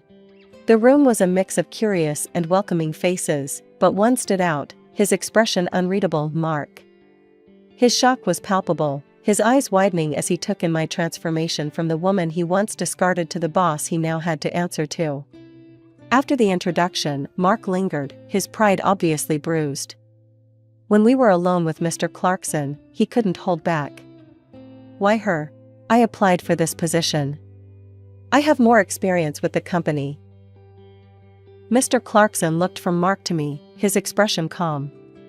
Mark, while your familiarity with the company is appreciated, it's the broader expertise and strong leadership skills we need for this role. Emily brings a fresh perspective and a proven track record that you, frankly, haven't demonstrated. I suggest you learn from her. The words seemed to crush whatever pride Mark had left. He stormed out, slamming the door behind him with a force that echoed through the quiet office. I stood there, the ghost of a smile playing on my lips, not out of spite but out of satisfaction. After the showdown at the office, Mark couldn't handle the new dynamics. Within weeks, he resigned, his departure quiet but the talk of the office. I heard through the corporate grapevine that he struggled to find a similar position elsewhere. Things spiraled for him, and soon, the woman he was living with kicked him and Lily out, tired of his constant joblessness. They moved back in with Richard and Marianne, but it wasn't the comfortable retreat Mark had hoped for. The luxuries Lily was accustomed to were no longer sustainable, and even his parents couldn't indulge her whims as they once had. Reality bit hard, and Lily found it difficult to adjust to their changed circumstances. One afternoon, there was a knock on my new apartment door, the modern, spacious place I had made my sanctuary. I opened it to find Lily standing there, her eyes roaming over the chic decor and the city view that stretched behind me. "Wow, Mom, this place is amazing," she exclaimed, a whistle escaping her lips. "I guess I'll be staying here now." Her words hung between us, expectation thick in the air. I studied her for a moment, my heart aching with a mix of emotions. There she was, standing in my home, as if all the years of neglect and hurt could be wiped clean with a simple decision to move in. "Lily, a fresh start isn't just about a new place to stay. It's about mending things, acknowledging mistakes. I haven't heard you apologize for anything. For how you've treated me, for the things you've said and done." Her face fell, and then, as if on cue, tears welled up in her eyes. "Mom, please, I'm sorry. Can we just forget all that? I want to be here with you." It was hard, looking into her eyes and seeing the plea there. But the tears seemed more a tactic than true remorse. "Lily, I love you, but you can't stay here just because it's convenient or because you're escaping from something unpleasant. You need to want to be here for the right reasons, and you need to make amends, truly." She wiped her face, the tears stopping as quickly as they had come. "Fine. If you don't want me here, I'll just go." The months that followed were a testament to my resolve. I heard from Sarah that Mark had started drinking, unable to cope with his bruised ego and the life he had dismantled by his own hands. Lily moved to another city, perhaps in search of the fresh start she had tried to find with me. Meanwhile, my career reached new heights. Life was good, stable, and fulfilling professionally. But it was the personal victory that sweetened the newfound success. I met Tom at a conference. His kindness and understanding were a balm to the scars left by my first marriage. We connected over shared interests, and soon, friendship blossomed into love. We married quietly, a simple ceremony with a few close friends. As I stood there, exchanging vows with Tom, I realized I had found my peace. The past was behind me, and the future was a promise I was ready to keep.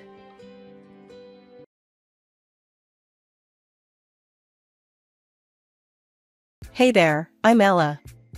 I'm a nurse, been one for a good few years now, working my shifts at the city clinic. Not the most glamorous gig, but it pays the bills, and I like helping folks. So, there I was, clipboard in hand, when this guy walks in. His name's Tom, and he's got his dad with him, an older gent who seemed a bit out of sorts. Tom looked all sorts of worried, his eyes scanning the busy waiting room like he was lost.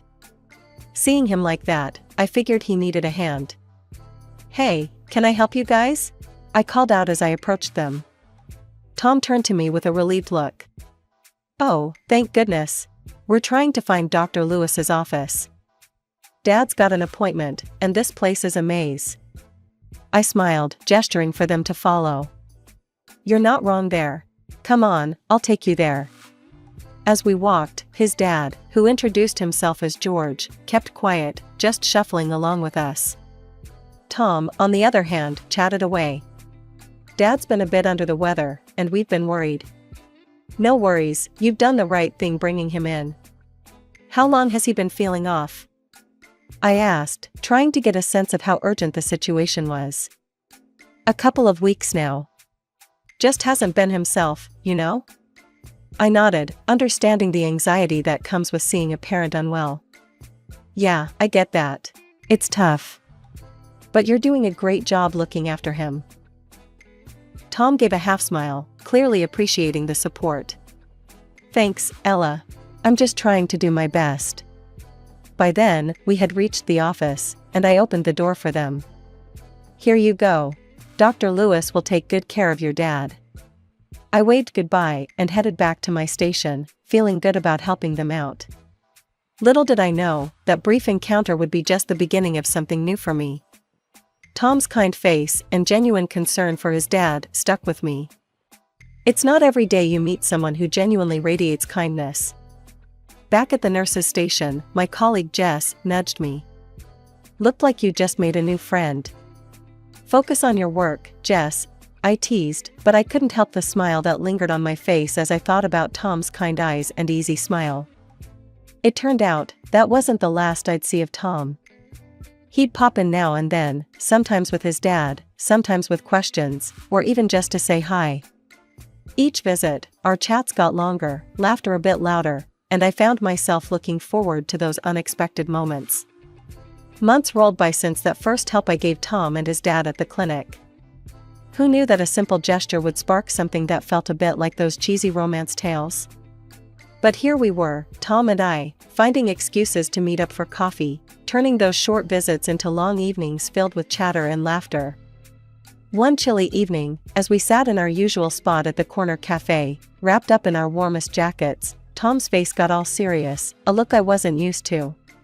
"Ella, there's something I've been wanting to ask you," he started, fiddling with his coffee cup. I raised an eyebrow, curious and a bit anxious. "I was wondering, what do you think about us, making this official? Like, actually dating?" I couldn't help but laugh, not at him, but at the sheer relief washing over me. "Tom, I thought you'd never ask. I'd like that, a lot." Tom's folks owned a small laundry business, something they were mighty proud of. It was their life's work, right next to their home.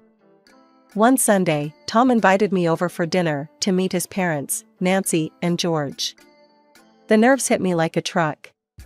Meeting the parents was a big deal, especially when your boyfriend had described his mom as particular and his dad as old school. The house was cozy, filled with the warm, soapy scent of freshly laundered clothes. Nancy was in the kitchen, bustling around with pots and pans, while George sat in the living room, newspaper in hand. "Mom, this is Ella," Tom introduced me as we stepped into the kitchen. Nancy eyed me up and down, a hard-to-read expression on her face.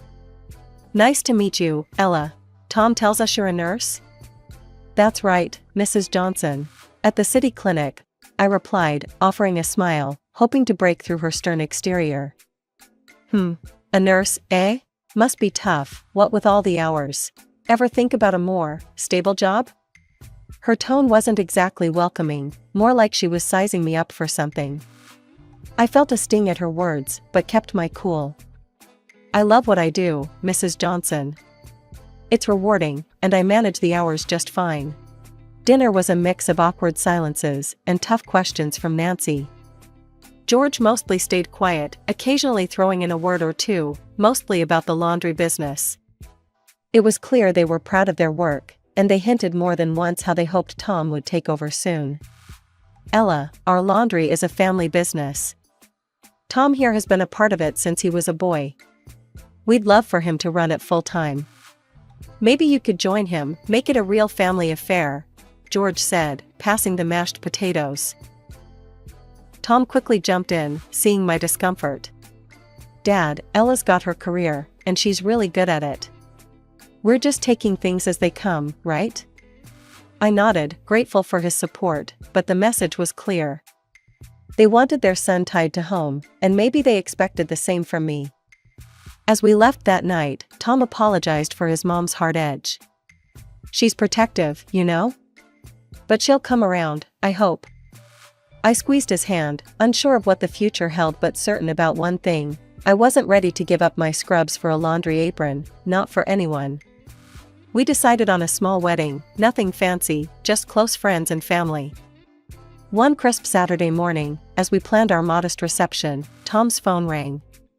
He looked at it, frowned, and stepped out to take the call. When he came back, his face was ashen. My dad, he's had a stroke. We need to go, now. The wedding plans got shoved to the back burner as we rushed to the hospital. The next few days were a blur of doctors, waiting rooms, and coffee that tasted like burnt tar. Tom was a wreck, and I did my best to support him, putting on a brave face while my heart ached for him. George didn't make it. The funeral was a week later, a somber affair with too many people saying how he was in a better place. I stood by Tom, holding his hand, feeling the weight of his grief. After the funeral, Nancy was a shadow of herself, quieter and more withdrawn. That's when Tom dropped the bombshell. "Ella, I need to be there for my mom. She shouldn't be alone right now. I was thinking, maybe we should move in with her, just for a while, until she gets back on her feet." The idea of living with Nancy, in that house that felt more like a business than a home, made my stomach turn. But I saw the desperation in Tom's eyes, and I loved him, so I agreed. And yet, first of all, we went to the mayor's office and legitimized our relationship, without a lavish ceremony and a white dress. Mr. and Mrs. Johnson.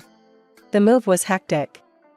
Between packing up our stuff and trying to comfort a grieving mother-in-law, I barely had time to process my own feelings.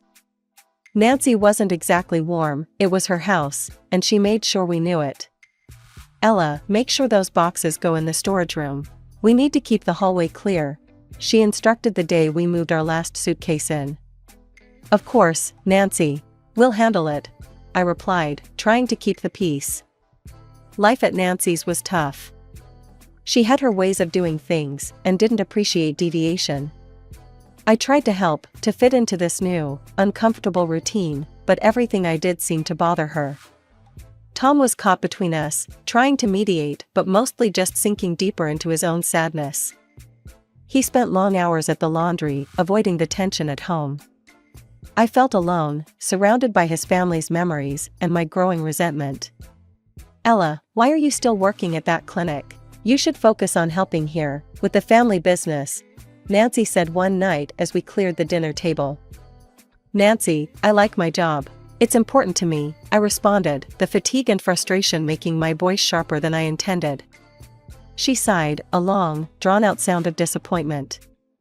"I just don't see why you'd choose that over family."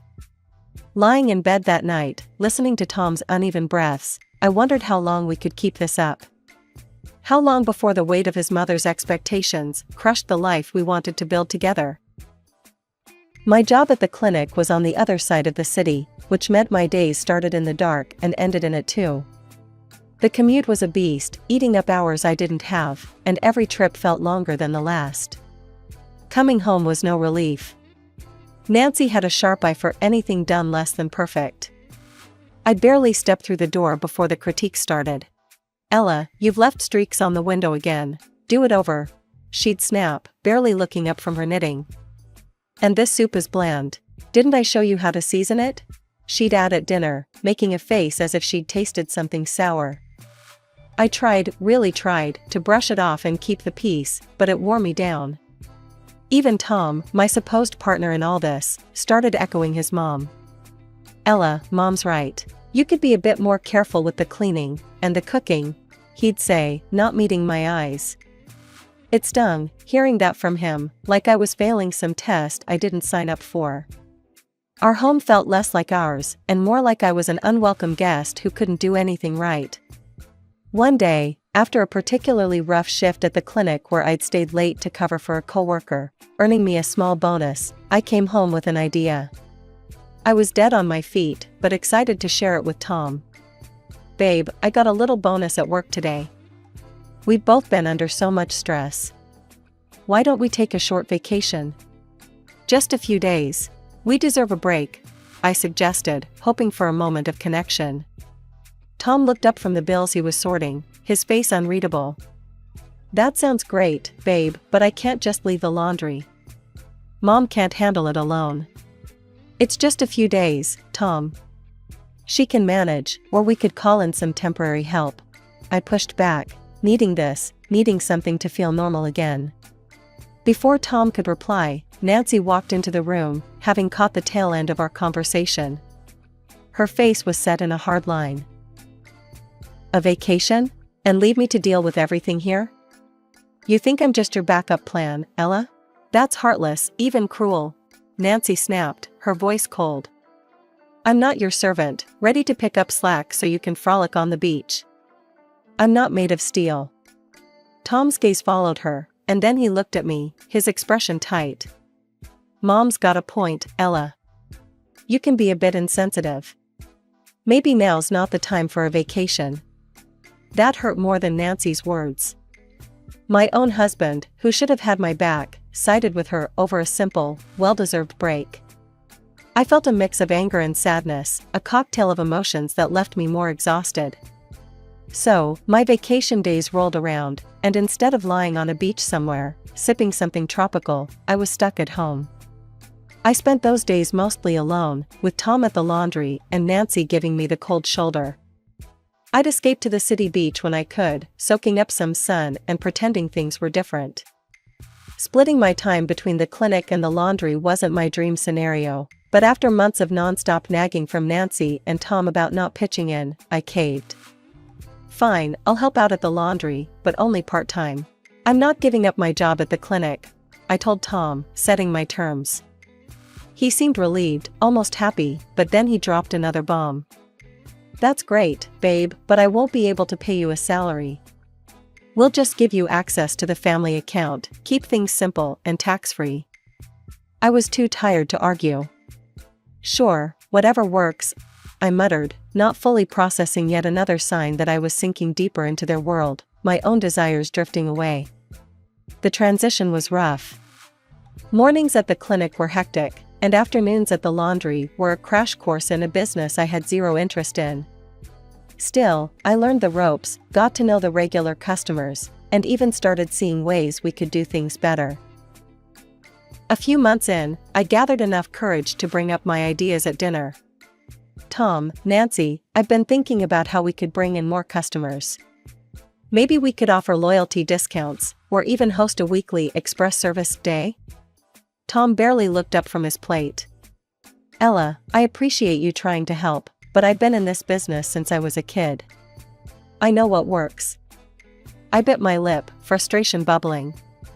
It's just an idea.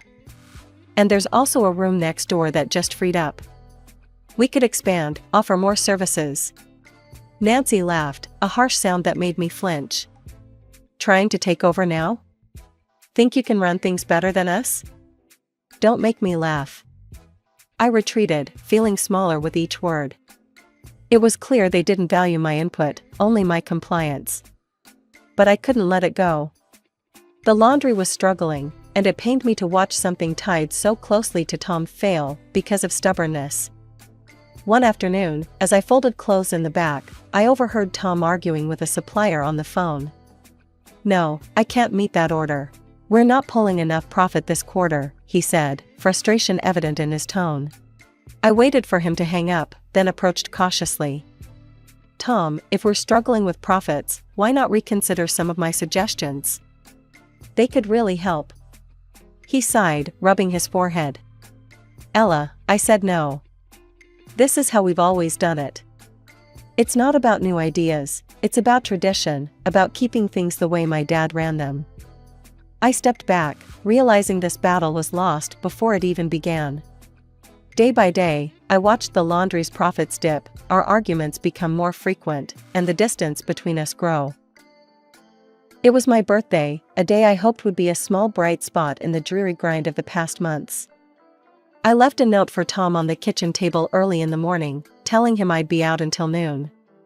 I wanted some time for myself, to just breathe and maybe feel a bit special. I spent the morning downtown, picking out a beautiful new dress and then treating myself to a full makeover at the beauty salon, hair, nails, the works. It felt indulgent, spending money and time on myself like that, but it was my day, and I was determined to enjoy it. However, the moment I stepped back into the house, bags in hand and feeling lighter than I had in weeks, the atmosphere shifted. I was met with a storm. Where the hell have you been? Tom barked the second I closed the door. Next to him, Nancy stood with her arms crossed, her expression thunderous. I left a note, I stammered, confused by their anger. I was out for my birthday, remember? Birthday?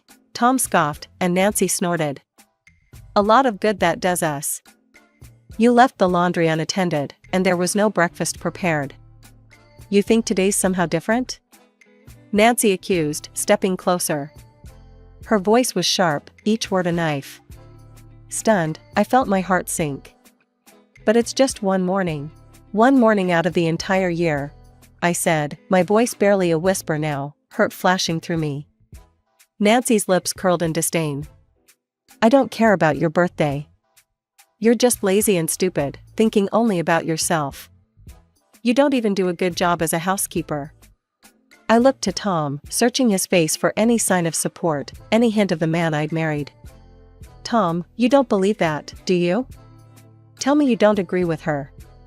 He met my gaze, his eyes cold and distant. She's right, Ella. Maybe you don't fit in here after all. I don't need this chaos. That was it. The last straw. My whole body trembled with the force of my decision. I want a divorce, Tom. Nancy clapped her hands, her voice rising in excitement. Finally, we'll be rid of you, you stupid, arrogant freeloader. And you'll pay us back for letting you live here for 3 years. We've wasted enough on you. I laughed, a bitter sound that echoed in the tense air. Oh, I'll pay you? Funny, I was thinking you owe me for all the unpaid labor. For every holiday, every sick day I never took. That's what you'll be paying me. Nancy's face fell, her mouth snapping shut. I didn't wait for another word. I marched upstairs, pulled out my suitcases, and started packing. Clothes, a few personal items, anything I could call mine. Within an hour, I was ready. Suitcase in hand, I walked out of that house. I didn't look back, not at the home I had tried to make mine, not at the life I thought I wanted. I moved into a small rented apartment, a place that was mine alone, no judgments, no snide remarks, just quiet and peace. For the first couple of days, I wallowed in my grief. But as I sat there in the silence of my new space, something shifted inside me. I was done crying. It was time to show them they were wrong, to prove that I could stand on my own. Fired up, I filed for divorce, laying out my case for the unpaid labor and the emotional turmoil they'd put me through. I also took a 3-month unpaid leave from the clinic. I needed this time, not just to heal but to set up my own venture, something that would hit Tom and Nancy where it hurt, their business. I remembered the vacant room next to their laundry, the same one I had suggested they expand into. It was a stroke of irony, or maybe fate, that it was still empty. With my savings, I signed the lease. The place was a mess, but I saw its potential. The renovations were tough, and every decision from paint colors to plumbing fixtures felt monumental. But I poured my heart into every detail. This has to be perfect, I told the contractor, pointing out exactly where I wanted the new washers and dryers. Top of the line, everything. Once the place was shaped up, I moved on to the supplies and equipment, choosing only the best. Safety and quality were my top priorities. I installed video surveillance and high-security locks, ensuring that my customers would never have to worry about their belongings. With the logistics in place, I focused on the customer experience. I set up a small coffee machine offering free coffee, created a cozy corner for kids, and even installed a couple of slot machines to keep clients entertained while they waited. Every detail was designed to make my laundry not just a necessity, but a pleasant part of my customers' day. Opening day was a mix of nerves and excitement. People were curious, of course. Some came in just to see the new place, others out of loyalty to Tom and Nancy. But once they experienced the difference, word started to spread. I made it a point to meet every client, to ask about their day, to ensure they were satisfied with our service. Thanks for choosing us, I'd say with a smile. Let us know if there's anything else we can do for you. Slowly, word started spreading. Positive reviews popped up online, praising the clean facilities, friendly service, and innovative touches. More and more people began choosing my laundry over Tom's. One busy afternoon, as I refilled the coffee machine, a regular customer, Mrs. Henderson, approached me. Ella, dear, I must say, your place is a breath of fresh air. I told all my friends about it. I smiled, handing her a cup. Thank you, Mrs. Henderson. That means a lot to me. I'm glad you enjoy coming here. The popularity of my laundry grew, and with it, so did my confidence. I had created something out of nothing, turned pain into success. The satisfaction wasn't just in the profits or the praise, it was in proving that I could thrive, that I could make something better, all on my own. It was a busy Tuesday afternoon when they walked in, Nancy and Tom, looking like a storm brewing on the horizon. I was behind the counter, sorting through orders, but I straightened up the moment I saw them. My heart skipped, not out of fear, but readiness. I had prepared for this moment, although I hoped it would never come. Nancy wasted no time, her voice loud enough to turn heads. You've ruined us, Ella. Stolen our customers with your underhanded tactics. Tom stood behind her, his expression hard to read. He looked tired, older than I remembered. I haven't stolen anything. People choose where they want to go. I just provided a better option. I responded, my hand subtly pressing the button under the counter that alerted my security team. This is all low, even for you. Nancy continued, her finger jabbing in the air towards me. Making us bankrupt, you think you're clever? I sighed, shaking my head. I think I'm fair. I offered ideas, remember? You both pushed me out, laughed at my suggestions. I built this from scratch, honestly, and with hard work. Tom finally spoke, his voice quiet. Ella, this isn't what we... Tom, look around you. I've made this place what it is, because I listened, I adapted, and I cared. Not only about profits, but about people. Nancy's face was red, her anger palpable. You think you're better than us, that you can just replace us? No, Nancy. I just chose not to settle for mediocrity, I replied, pulling up reviews on my phone and pushing it across the counter towards them. Read these. Customers didn't leave because of me. They left because of dirty rooms, rude service, and poor quality. They left because you refused to change. She glanced at the screen, then looked away, her mouth tightening. And now, she hissed, turning her wrath back to Tom, you've let her destroy everything your father built. Tom's face crumpled, and for a moment, I felt a pang of old affection, quickly smothered by years of strain. Nancy turned back to me, desperation in her voice. Give him a job, then. Take him on here. We're drowning in debt. We're going to close down. I looked at Tom, seeing the man I once loved, the man who sided with his mother against me when I needed him most. I'm sorry, Tom. I'm running a business, not a charity. Please leave my property, or I will have to call the police. They left, Nancy muttering under her breath, Tom silent. Watching them go, I felt a chapter close, one filled with hard lessons and tougher resolutions. Since then, my laundry continued to thrive. Word of mouth and positive online reviews kept new customers coming. I eventually decided to leave the clinic altogether, pouring my heart into this venture that had started as a challenge and turned into my passion.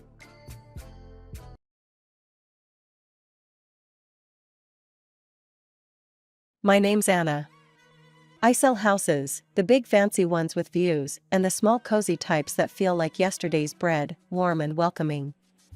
My office is way up in the sky, or so it feels on the 22nd floor. It's a world of glass that reflects everything, the clouds, the birds, and the infinite hustle of the city. So, here's where it all starts. There's this guy, Mike. Not just any guy. The type that walks into a room and even the air takes notice. He started working at the firm next door about a year ago. The first time we met was by the coffee machine. It's one of those fancy ones that can do everything except drink the coffee for you. I was fighting with the machine, trying to get it to give me something strong enough to keep my eyelids from staging a protest. Need a hand? That was Mike. Smiling, like he knew the secret joke behind every little malfunction. Yeah, unless you know how to negotiate with a robot, I snapped back, more out of caffeine deprivation than any real annoyance. He laughed, that easy kind of laugh that's infectious. Let me try. These things are more sensitive than my mom's chihuahua. He fiddled a bit, pushed some buttons like he was playing an arcade game, and voila, the machine surrendered 2 cups of the darkest brew. Mike, he said, handing me one. Anna. Thanks, I replied, taking a sip. Heaven in a cup and just the jolt I needed. We started bumping into each other more. Coffee breaks turned into little chats about this and that. He was easy to talk to. He had a way of listening that made you want to tell him stuff you'd think was duller than watching paint dry. One day, we grabbed lunch together at a little cafe just a block away from our buildings. It was becoming a thing, us, talking about work, movies, the mess of the world. You ever think about doing something else? Like, not selling houses? He asked once, picking at his sandwich like it was a puzzle. Nah, I shrugged. It's in my blood. Plus, I get a kick out of making people's dreams come true. What about you? Ever think of running away and joining the circus? He chuckled, shaking his head. Can't. My mom would miss me too much. There it was. Mike was a mama's boy. Not in a living in her basement playing video games way, but close. He lived with her, took care of her. Hell, she even came to his office sometimes, like she was checking in on her investment. I thought it was sweet. A bit odd, maybe, but sweet. I liked that he cared so much. It was rare. Life at the office and with Mike was like rolling with a fast current, and before I knew it, a year had whisked by. The casual lunches and coffee breaks had woven into something a lot tighter, a lot more serious. One Friday, the office was buzzing more than usual. Word gets around when something's up, and around here, it spreads faster than a wildfire. I was plugging away at my desk when Liz, a coworker from 2 cubicles down, strutted over like she had some hot gossip. Hey, Anna, everyone's saying he's gonna pop the question soon. You know, a ring, the whole shebang. She smirked, popping her gum. Let him talk, I shrugged, trying to brush it off, but my heart was racing. Mike hadn't hinted anything, but the thought sent a zing through my spine. Later that day, as the sun dipped below the horizon painting the sky in strokes of orange and purple, Mike suggested we grab dinner instead of just a quick bite at the cafe. Something about the way he said it, all nervous-like, had my stomach doing somersaults. We ended up at this cozy little Italian place he knew, tucked away from the usual hustle of the city. It was the kind of spot you'd miss if you weren't looking for it, with dim lighting and candles flickering on the tables. The conversation flowed easy, but I could tell Mike was edgy. He fumbled with his napkin, cleared his throat more times than needed, and kept avoiding eye contact. So, Anna, he finally started, his voice a bit shaky. We've been doing this, us, for a while now, and I... Spit it out, Mike. You're killing me here, I cut in, half joking, half dying inside. He chuckled, that nervous sort of laugh that didn't reach his eyes. Then, he took a deep breath, reached into his pocket, and slid a small box across the table towards me. I want to do this for real, Anna. Marry me? The room spun a little. I mean, Liz's teasing, the office bets, suddenly, it was all real. But looking into Mike's hopeful eyes, I felt the solid, sure thing settle in my chest. Yeah, Mike. Yes. I managed, my voice steadier than I felt. He grinned, relief washing over his face, and slipped the ring on my finger. It was simple, nothing too flashy, just like us. We spent the rest of the evening wrapped up in our little bubble, the chatter around us fading into a blur. The next week at work was like walking onto a stage. Heads turned, whispers followed me down the hall, and even the old-timers slapped Mike on the back and threw him knowing looks. And amid all the congratulations and cheeky comments, the bets came up again. Liz, with her big mouth, couldn't help herself. Gotta say, Anna, didn't think you'd say yes. What's the over-under on this lasting then? She laughed, nudging me. I rolled my eyes. Place your bets, Liz. But we're in this for the long haul. Hear that, folks? She's confident. Might want to reconsider your stakes. Liz announced to the room, which earned a round of laughter and more playful bets. But it was all noise. In that whirlwind of a moment, with a new ring on my finger and Mike by my side, the office could have fallen down around us, and I wouldn't have cared. We were doing this, and that's all that mattered. Our wedding was nothing fancy, just close friends and family in a small garden downtown. It was perfect, simple, intimate, and just about us. However, the real challenge started when we were supposed to set up our new life together. As we were packing up my apartment, Mike dropped the bomb. "Anna, I've been thinking. Mom and I have been living alone in this rented house since Dad passed. She won't feel good alone without me. What do you think about moving in with her? It could save us a ton on rent and bills." I sighed. It wasn't what I wanted, but how could I say no? He was right, his mom had been alone a lot. "Okay, let's give it a try," I conceded, trying to sound more upbeat than I felt. Moving day was a blur. His mom, Martha, welcomed us with open arms and an endless list of how things were done in her house. At first, it was fine. I thought, I can handle this. It's temporary. But as days turned into weeks, the true colors of living under Martha's roof began to show. She had rules for everything, from how laundry should be done to how the groceries should be stored. One evening, we were setting the table for dinner when she cornered me in the kitchen. "Anna, you need to start taking more responsibility around here. It's tradition for the daughter-in-law to handle the household," she stated firmly, her eyes pinning me in place. I was chopping vegetables, my hands stilling for a moment. "Martha, I work full-time, just like Mike. I'm happy to help, but we should split the chores equally." Mike walked in just then, and I looked to him for support. He was silent for a moment, then shrugged. "Mom's got a point, Anna. It's how she's always done things. Can't we just try it her way?" His words stung. I felt betrayed. How could he not see how unfair this was?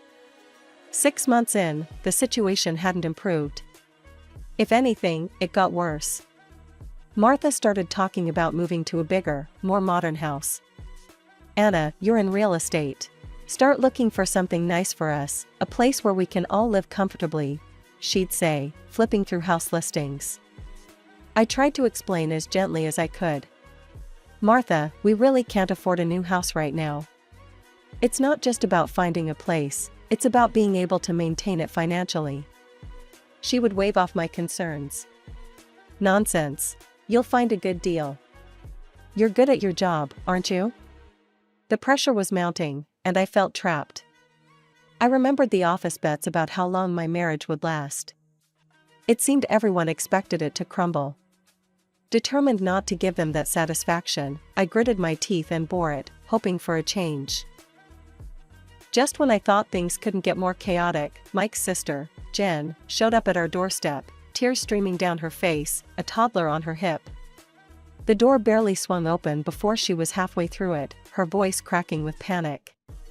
"He kicked me out, Mike. He's done with me," said I cheated, which I didn't. She sobbed, collapsing into the hallway. Mike, ever the family man, wrapped an arm around her, guiding her to the living room. "It's okay, Jen. You can stay here as long as you need," he assured her. I stood there, mouth slightly open, trying to process another bombshell. As they settled down, I pulled Mike aside, my voice low. "Mike, this house is already packed. Maybe it's time we found our own place?" He shook his head, his brows knitting together. "Anna, come on, this is temporary. Just until Jen gets back on her feet. We can handle this." Handle this? It was like every day added another weight I wasn't sure I could carry. But I nodded, resigning myself to the new reality. The next weeks were a blur of chaos. Jen, bless her, was dealing with a lot, but that meant all her responsibilities fell to me. I'd come home from a long day at work to a house turned upside down by her 2-year-old whirlwind, Tommy. Toys everywhere, food splatters on the walls, you name it, Tommy did it. It felt like no matter what I did, it was never enough. The final straw came at dinner a few nights later. We were all sitting around the table, a tense silence hanging over us as we picked at our food. That's when Martha, with her usual flair for stirring the pot, dropped her next idea. You know, Anna, you're out working all day, and clearly, the house is suffering for it. My friend's daughter, Lisa, she's looking for a job as an au pair. Maybe you should hire her to help out, she suggested, like she was doing me a favor. Yeah? And who's paying for this au pair?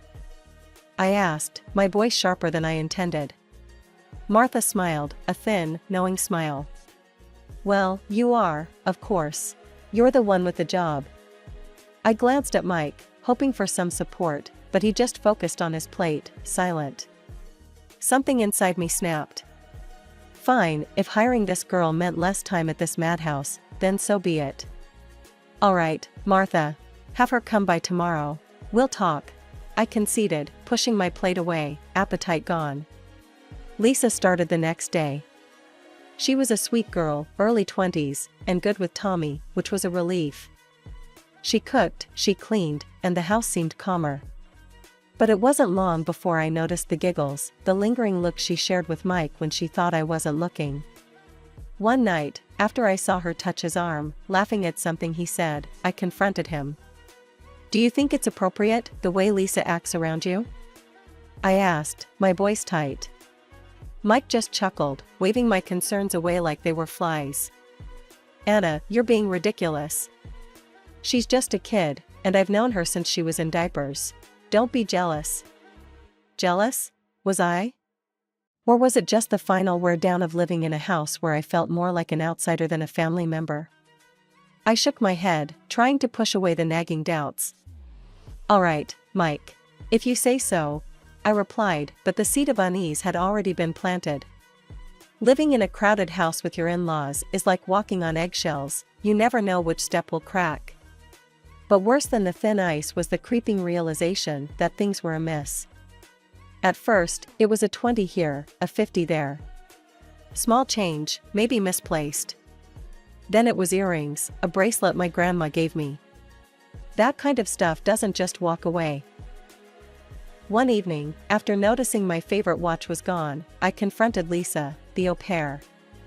Lisa, have you seen a silver watch around? It's missing.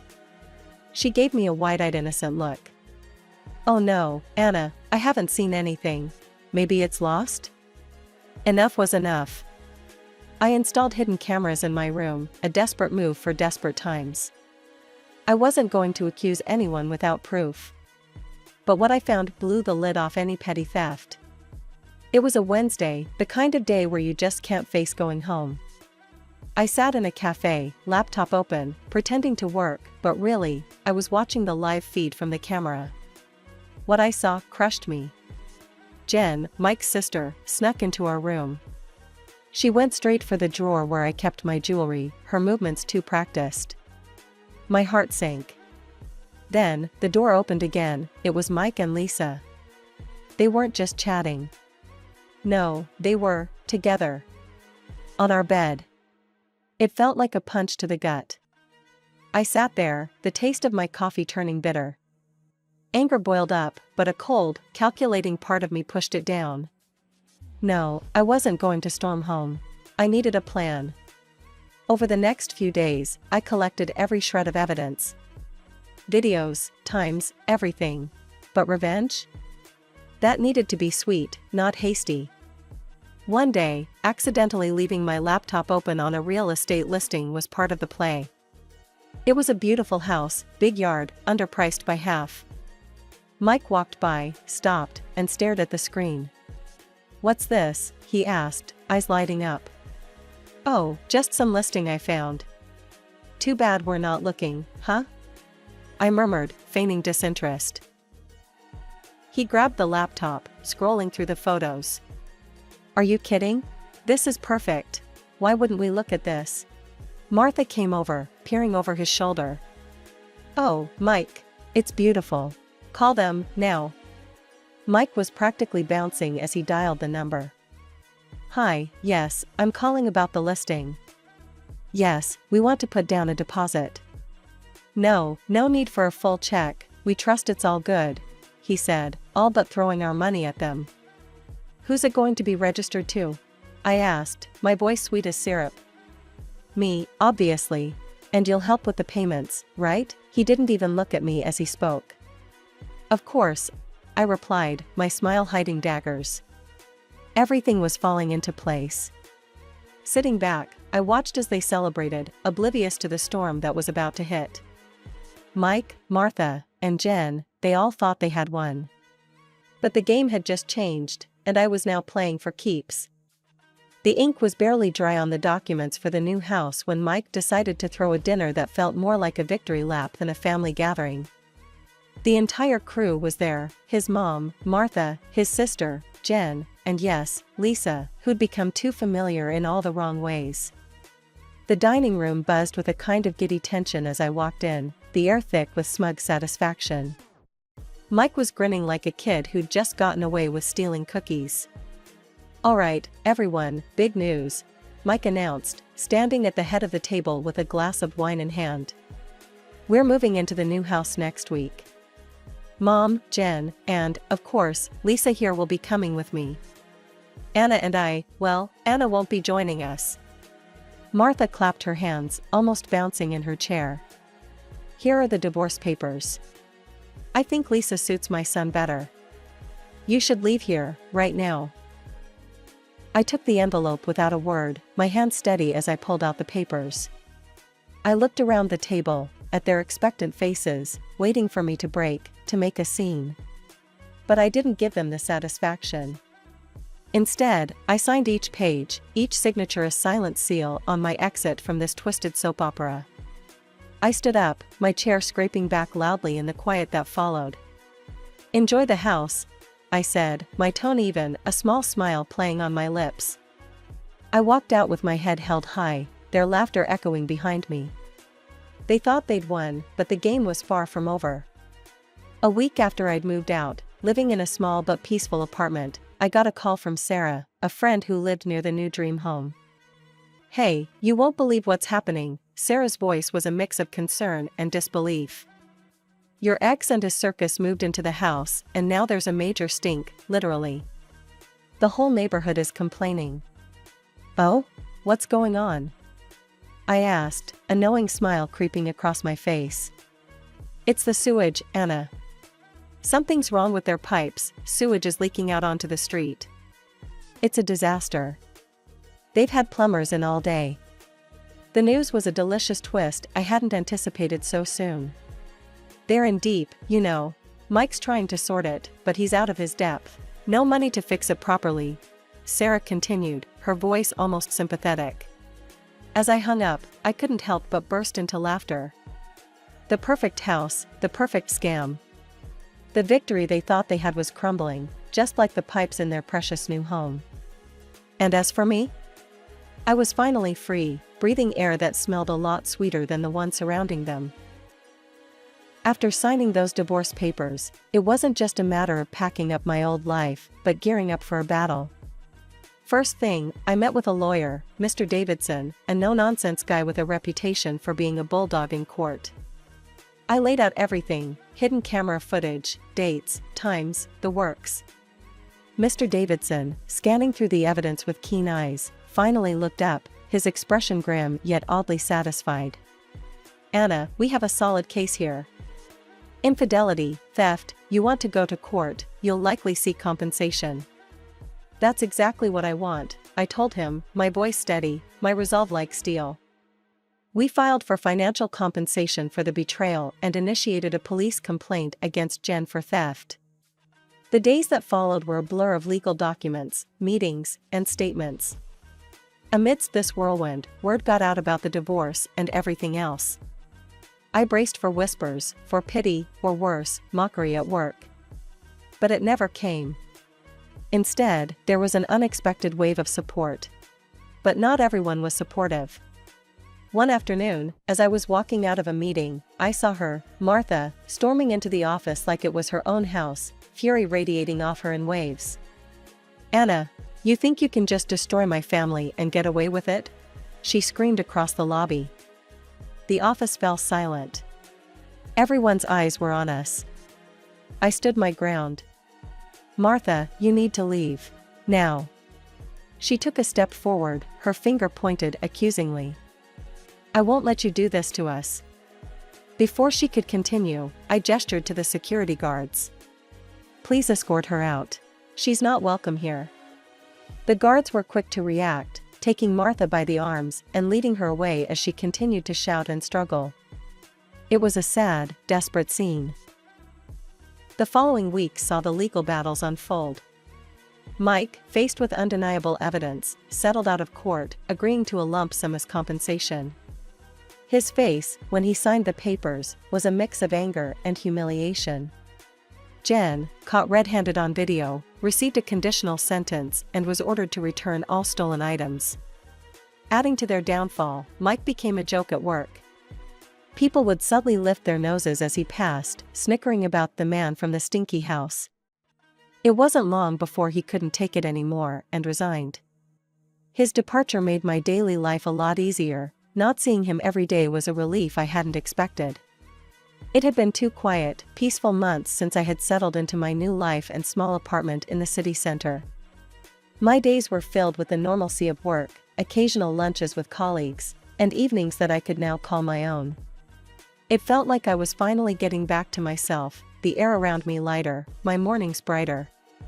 But, like a shadow from the past, my phone rang one afternoon. The screen flashed Martha's name, dragging with it the weight of old, unpleasant memories. I hesitated but answered, curious despite myself. Anna, you need to help us. Martha's voice came through, strained and desperate. It was so different from the last time we spoke, filled with accusations and anger. What's wrong, Martha? I asked, though a part of me already wanted to hang up. It's this house. It's falling apart. The smell is unbearable, and we can't even use the bathrooms properly because of the sewage issues. Mike's drowning in debt because of the repairs, she explained, her voice cracking. I paused, taking in her words. The schadenfreude was tempting, but I pushed it aside. Martha, Mike chose that house. He refused a proper inspection. What did you expect? But, Anna, we didn't know. His girlfriend left him, and Jen, she's gone too, ran off with some guy, leaving her son behind. We're struggling, she continued, pleading now. I sighed, the old anger and frustration stirring in my chest. Martha, Mike made his decision without thinking of the consequences. You all supported him then. I'm sorry, but you're on your own. I hung up before she could say anything else, cutting off the last thread that connected me to that part of my life. As I set my phone down, a wave of emotions washed over me. Pity, relief, liberation, it was a mix that left me both saddened and strangely empowered. I had moved on, literally and metaphorically. My new apartment, though smaller, was mine alone. I decorated it to my taste, filled it with plants, and every corner of it was stamped with my presence, my independence. That evening, I stepped out onto my small balcony, overlooking the bustling city streets. The air was crisp, and the city lights flickered like distant stars. It was my city, my life. I had fought hard for this peace, and I intended to enjoy every bit of it. Never again, I whispered to myself, a promise hanging in the cool air. Never again will I let anyone control my life. I turned back inside, feeling the solid ground of my decisions beneath my feet. The apartment was quiet, a sanctuary from the world and its chaos. It was a fresh start, a new chapter that I was writing on my own terms.